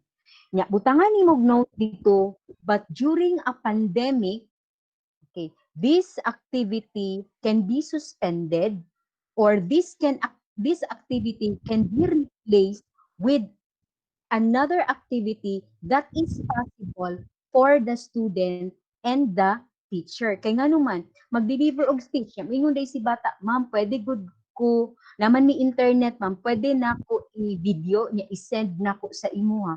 Which is also viable. So pag listening and speaking, gamiton jud nato ang ato ang creativity. Katong gistorya ni Sir Mel, mao gito siya ang best option for listening and speaking. Unya, maghimo tag Kotobi unya kung ang bata walay connection or dili siya posible, so dili jud niya magamit. Again, mao man jud siya ang mga limitation. Scenario. O dili man gud nato ma-please ang tanan. So pwede ta print module, pwede pud ta non-print. So kita ang mag-decide ana, basta make sure na ang listening ug ang speaking, listening gud na siya ug ang speaking gud na siya. So we will just Ma'am Devs, we will just put the link on the module Yes, ma'am. Pwede nato ibutang if the sources are possible. Oh, okay. Yes. If the sources are available. Okay. Yes. Kung hindi available ang source, pwede nato siya kita mismo teacher ang mag-video, i-post nato siya sa Facebook, unya ato siyang ihatag ang link. And again, pwede mo siya sa bata nga ng mga net connections. Okay, Mamay. Mamay, Yes, Sir Mel. Yes, Sir Mel. Yes. Okay na? Okay na, ma'am. Okay, sige.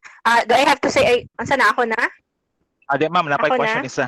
Ma'am, one question from Okay. Ma'am Donna Christine. One last. Ma'am Donna asks, we have specific content standards for each grade level. Philippine literature for grade 7, Afro-Asian literature for grade 8, Anglo-American literature for grade 9, and world literature for grade 10. Are we going to anchor our activities on these standards? Should stories, scenarios, pictures in the module be related solely in the specific content standard per level? Ma'am Devs. Okay. Mag-anchor yun ta dito, sir, especially sa ato ang literature. But again, daghan ba yan activities diha, sir? Gina-encourage yun ang key stage 3 and key stage 4 nga magamit og mga parallel text and other informative text. Okay, thank you, ma'am. For those questions not yet pop up, you can still ask questions sa ating GC And anybody from our resource speakers can answer that questions. Can I question kay Ma'am just a Meron minute? pa. Okay, Can ma'am. we ask help for the illustration from outside? Pwede, ma'am. Di ba, sir? Pwede. Oh, pwede. Oo. Basta Okay, nagsugot sila. Jane, Yes, ma'am. excuse me. For those who will be asking for illustration from the outside, diba, we have already finalized our memo and you have seen the names of the illustrators there, diba? Oh, yes, ma'am. So basically, if they're going to get help from other illustrators, those names will not be printed sa memo. So ano na lang, I would suggest that they give the name sa GC. For example, si Ma'am Jess, she will be able to find somebody from their school who can illustrate, then give the names to me so I could give an addendum. Write an Pwede, addendum ma'am. in the memo to recognize also the illustrator. And then, of course, you put the names of the illustrators there in your specific module that you are Pero writing. You acknowledge. it's not from DepEd, ma'am. Okay, ra gyapon. Okay, not from DepEd. Okay lang siya, but then, ikaw mag-pay anak. DepEd doesn't have the budget for that, di ba? The right will go. Personal man ani mo, pero acknowledge gina nimo siya. Okay. Okay. Sige. Last question, ma'am, from Ma'am Jacqueline Balaquinto. So this means at the end of the module, we will provide our learners with options on how they will deliver the speech, face-to-face, online, or others. Parang nasagot na ni Ma'am Debbie.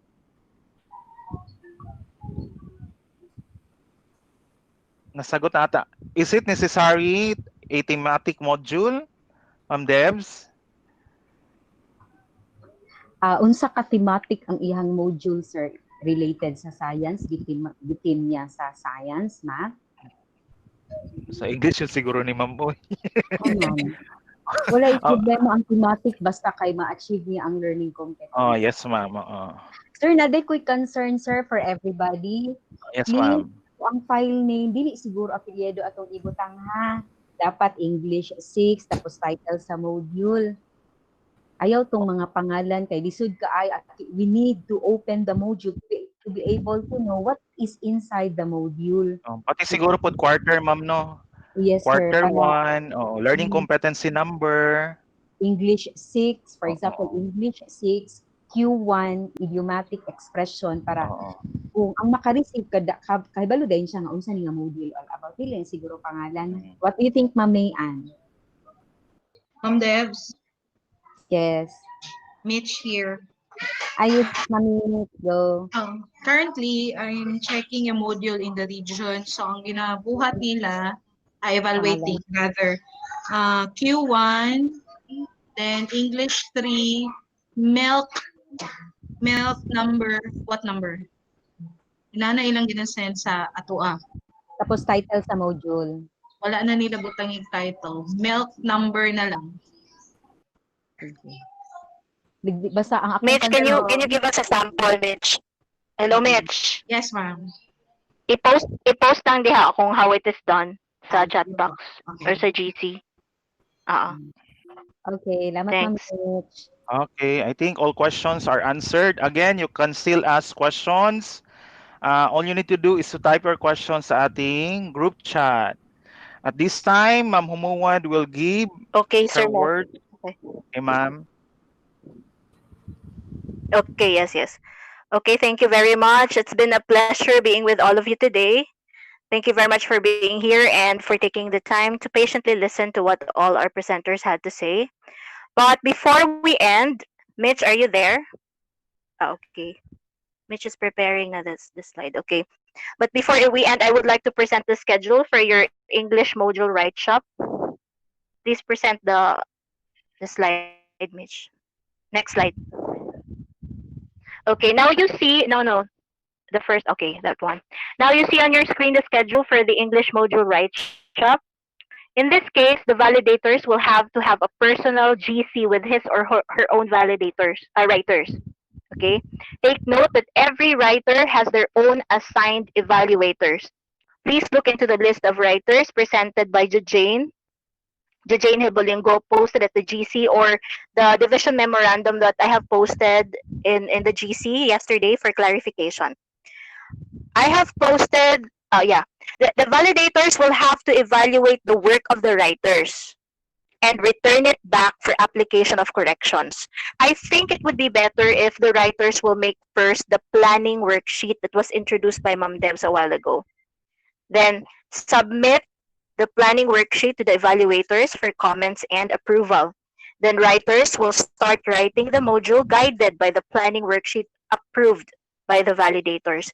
This time, writers will now submit the modules to the validator. Then validators will submit directly to the division consolidator. So validators and writers may have your own agreement depending on what works best for you. Just see to it that you beat the deadline. The division consolidator for secondary is Jane Helbolingo. So Jane will just post her email ad in the GC for the submission of Yes, ma'am. those modules. Okay. Then Sir Mel, Yes, ma'am. Melanio Florino will be our official publisher and distributor of the modules to the field. So this time, let me read to you the schedule for the Writeshop. Please take note of this.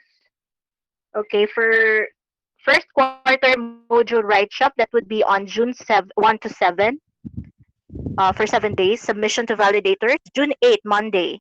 Submission from validator to division consolidator will be on June 30, Tuesday. For second quarter module Writeshop, that would be June 8 to 14. Submission to validators will be June 15, Monday. Submission from validator to division consolidator is July 31, Friday. For third quarter module Writeshop, it will be on June 15 to 21. And submission to validators will be on June 22, Monday. Submission from validator to division consolidator is August 31, Monday. Fourth quarter module Writeshop will be on June 22 to 28. Submission to validators will be June 29, Monday. Submission from validator to division consolidator will be on September 30, Wednesday. So we have, as you notice, no, we have given an ample time for our validators for the validation process because it is taking so much time. Ang haba. There will be 3 processes kasi, di ba? As what was presented a while ago. 3 processes talaga, 3 evaluation tools will be used for the validation. So madugo siya and mahaba-habang usapan siya. Mamayan. Okay, so Mamayan. yes, Ma'am Devs. Ah, Yes, ah, yes, ma'am. Nade ko'y kaning concern sa kanagika na gani sa evaluator.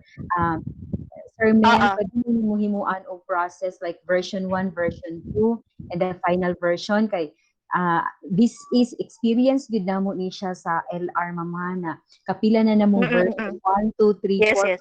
sa field kay ang nadawat kay ang first version, ang zero Version 1. Grabe kayo among effort. Ay, just po, disaster na. Sila Pasagi Sir na Amir. evaluator. Sila Sir Amir ani Yes. Mamayan. Ang version is lahi. Yes, oo. Yes. Madugo siya, oo. Sige, sige. Yes, yes, Mayor. Pangutana Yes, ko Amir. from writer to validator, dili na din na siya ibalik sa writer for Ibalik. improvement or somehow. Pag-agree na lang mo. Ano di ba you will have your own GC man? Kaya nga, so Okay. di ba ibalik pa man na sa ilaha for... Yes. Okay. Sir Amir, sir, ay Ma'am Yes, Ma'am Dex. Ana, siguro, Go, sir. go. Yes, Ma'am Devs. Gikan sa writer, version 1, manggid na siya.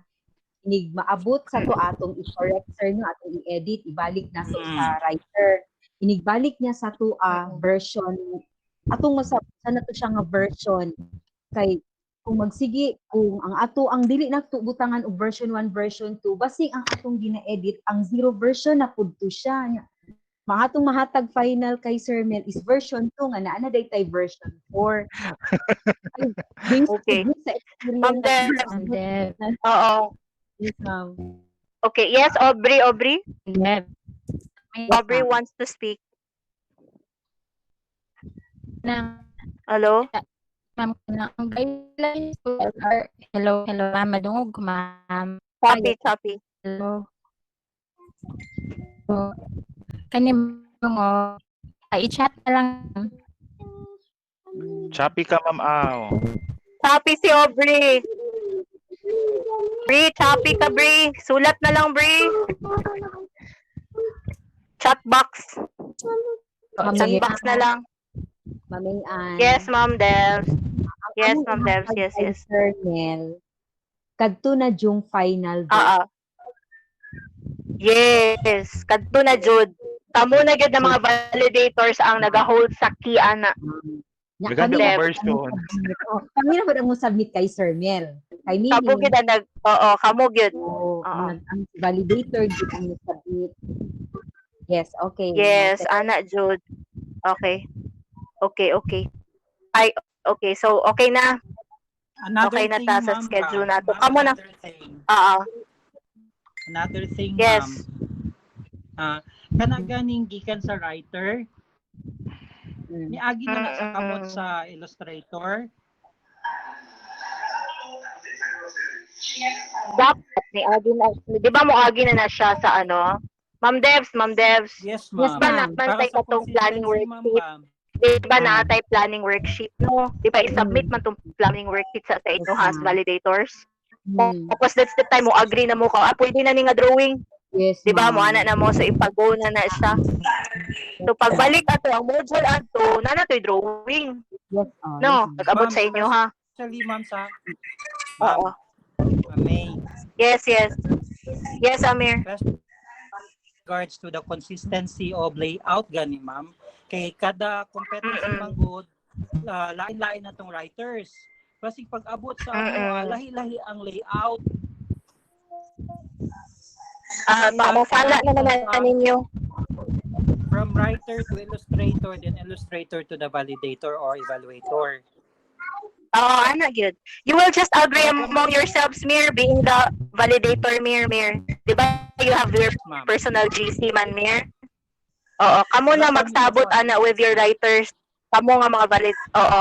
So mabuhat mo karon after this webinar, mag-gather mo more identify the names of your writers and make your own GC. Tas diya na mo magsabot on what will be your mode of work on the system of this in this submission. Kamo na ang bahala ana, ha? Basta you stick to the deadline. Yes. Clarification. Yes po, Ma'am Dev. Okay, itong kay Sir Amir. Sir, ang module dili mo adto kay evaluator.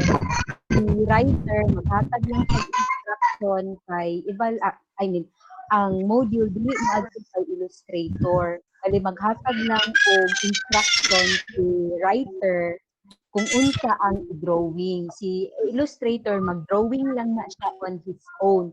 Magmahuman niya ang drawing, send niya kay writer. Si writer na ang muklastar ana siya ang module. Okay. Debs. I think that's clear. So trabaho gyapon ni Ma'am Debs, clarify lang. Yes, sir.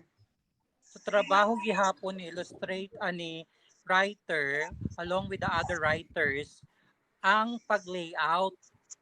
Kaya dapat consistent man ang layout nga gamito nila sa kada year level or grade level, di ba? Yes, sir.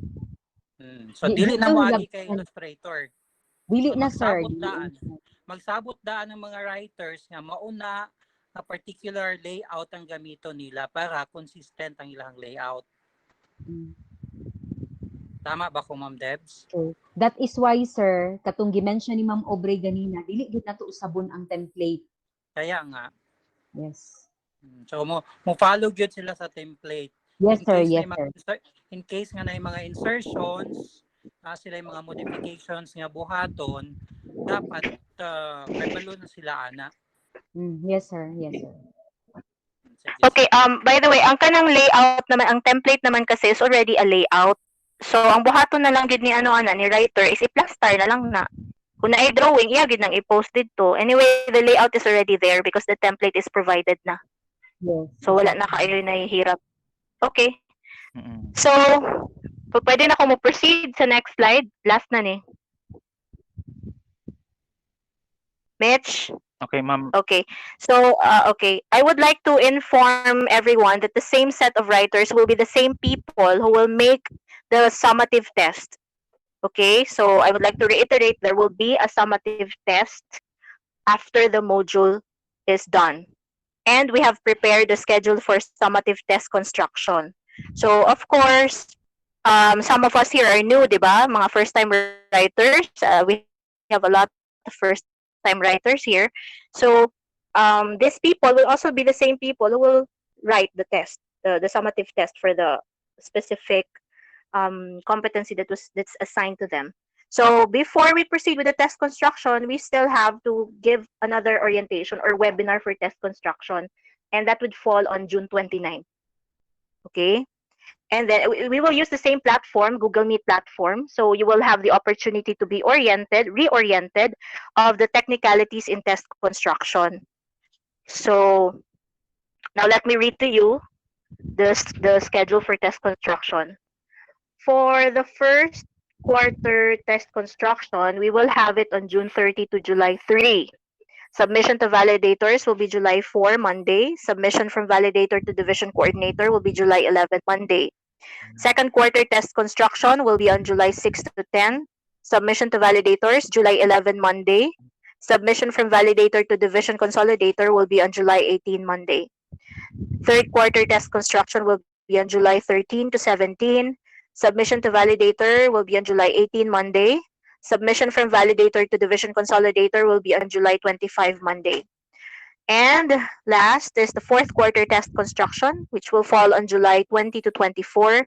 Submission to validators will be on July 25, Monday. Submission from validator to division consolidator will be on August 1, Monday. So, same setup ha, same setup ang gagawin natin. Ma'am May, In the module, in the test construction. Yes, yes. are you Yes. inviting ba daw Yes, the sir, Mel. illustrators to observe the test construction? They love to join the webinar daw.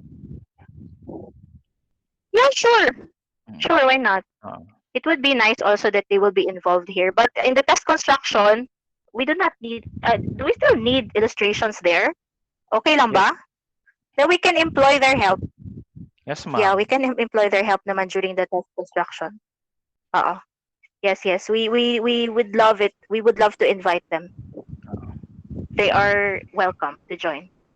So again, let me continue. The same setup will be with module Writeshop. We will have the same process. It will be the same. Validators will have to have a personal GC with his or her own set of test developers. Then the validators will have to evaluate the work of the test developers and return it back for application of corrections.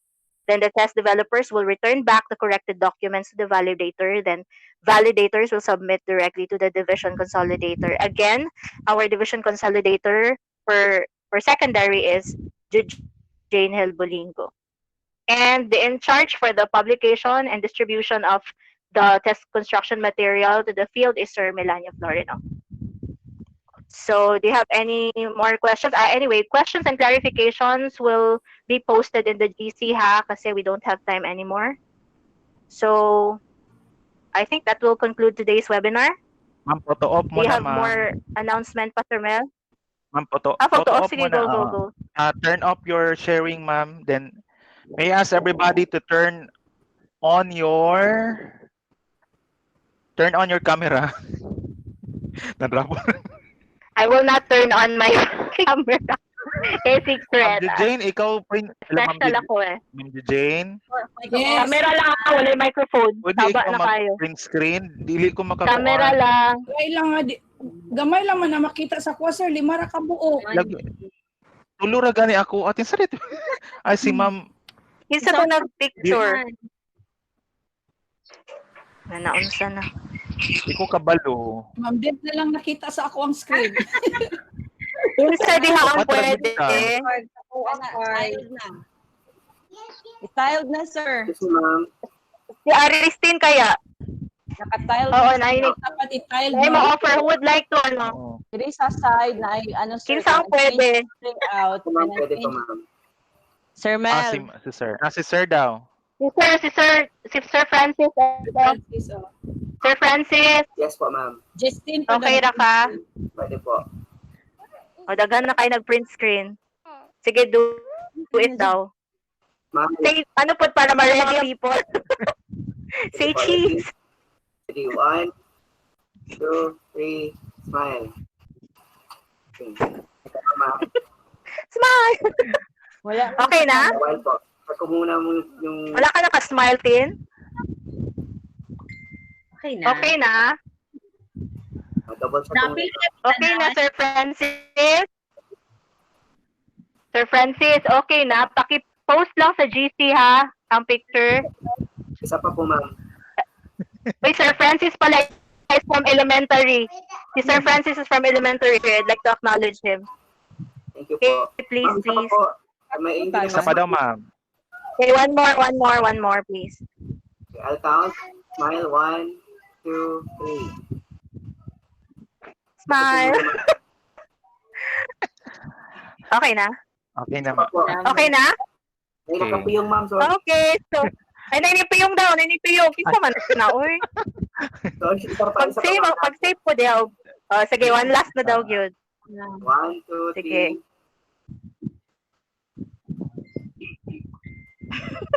Okay. Smile kayo si Maestro. Okay, thank you, Sir Francis. So, okay, thank you very much. That will conclude today's webinar. Thank you all to our presenters for your expertise, and thanks to all of you for joining us. May we have a very fruitful and productive English module Writeshop after this webinar. See you soon, everyone, and may God bless us all. Bye. Bye-bye. Bye-bye. Bye. Bye, teachers. Bye.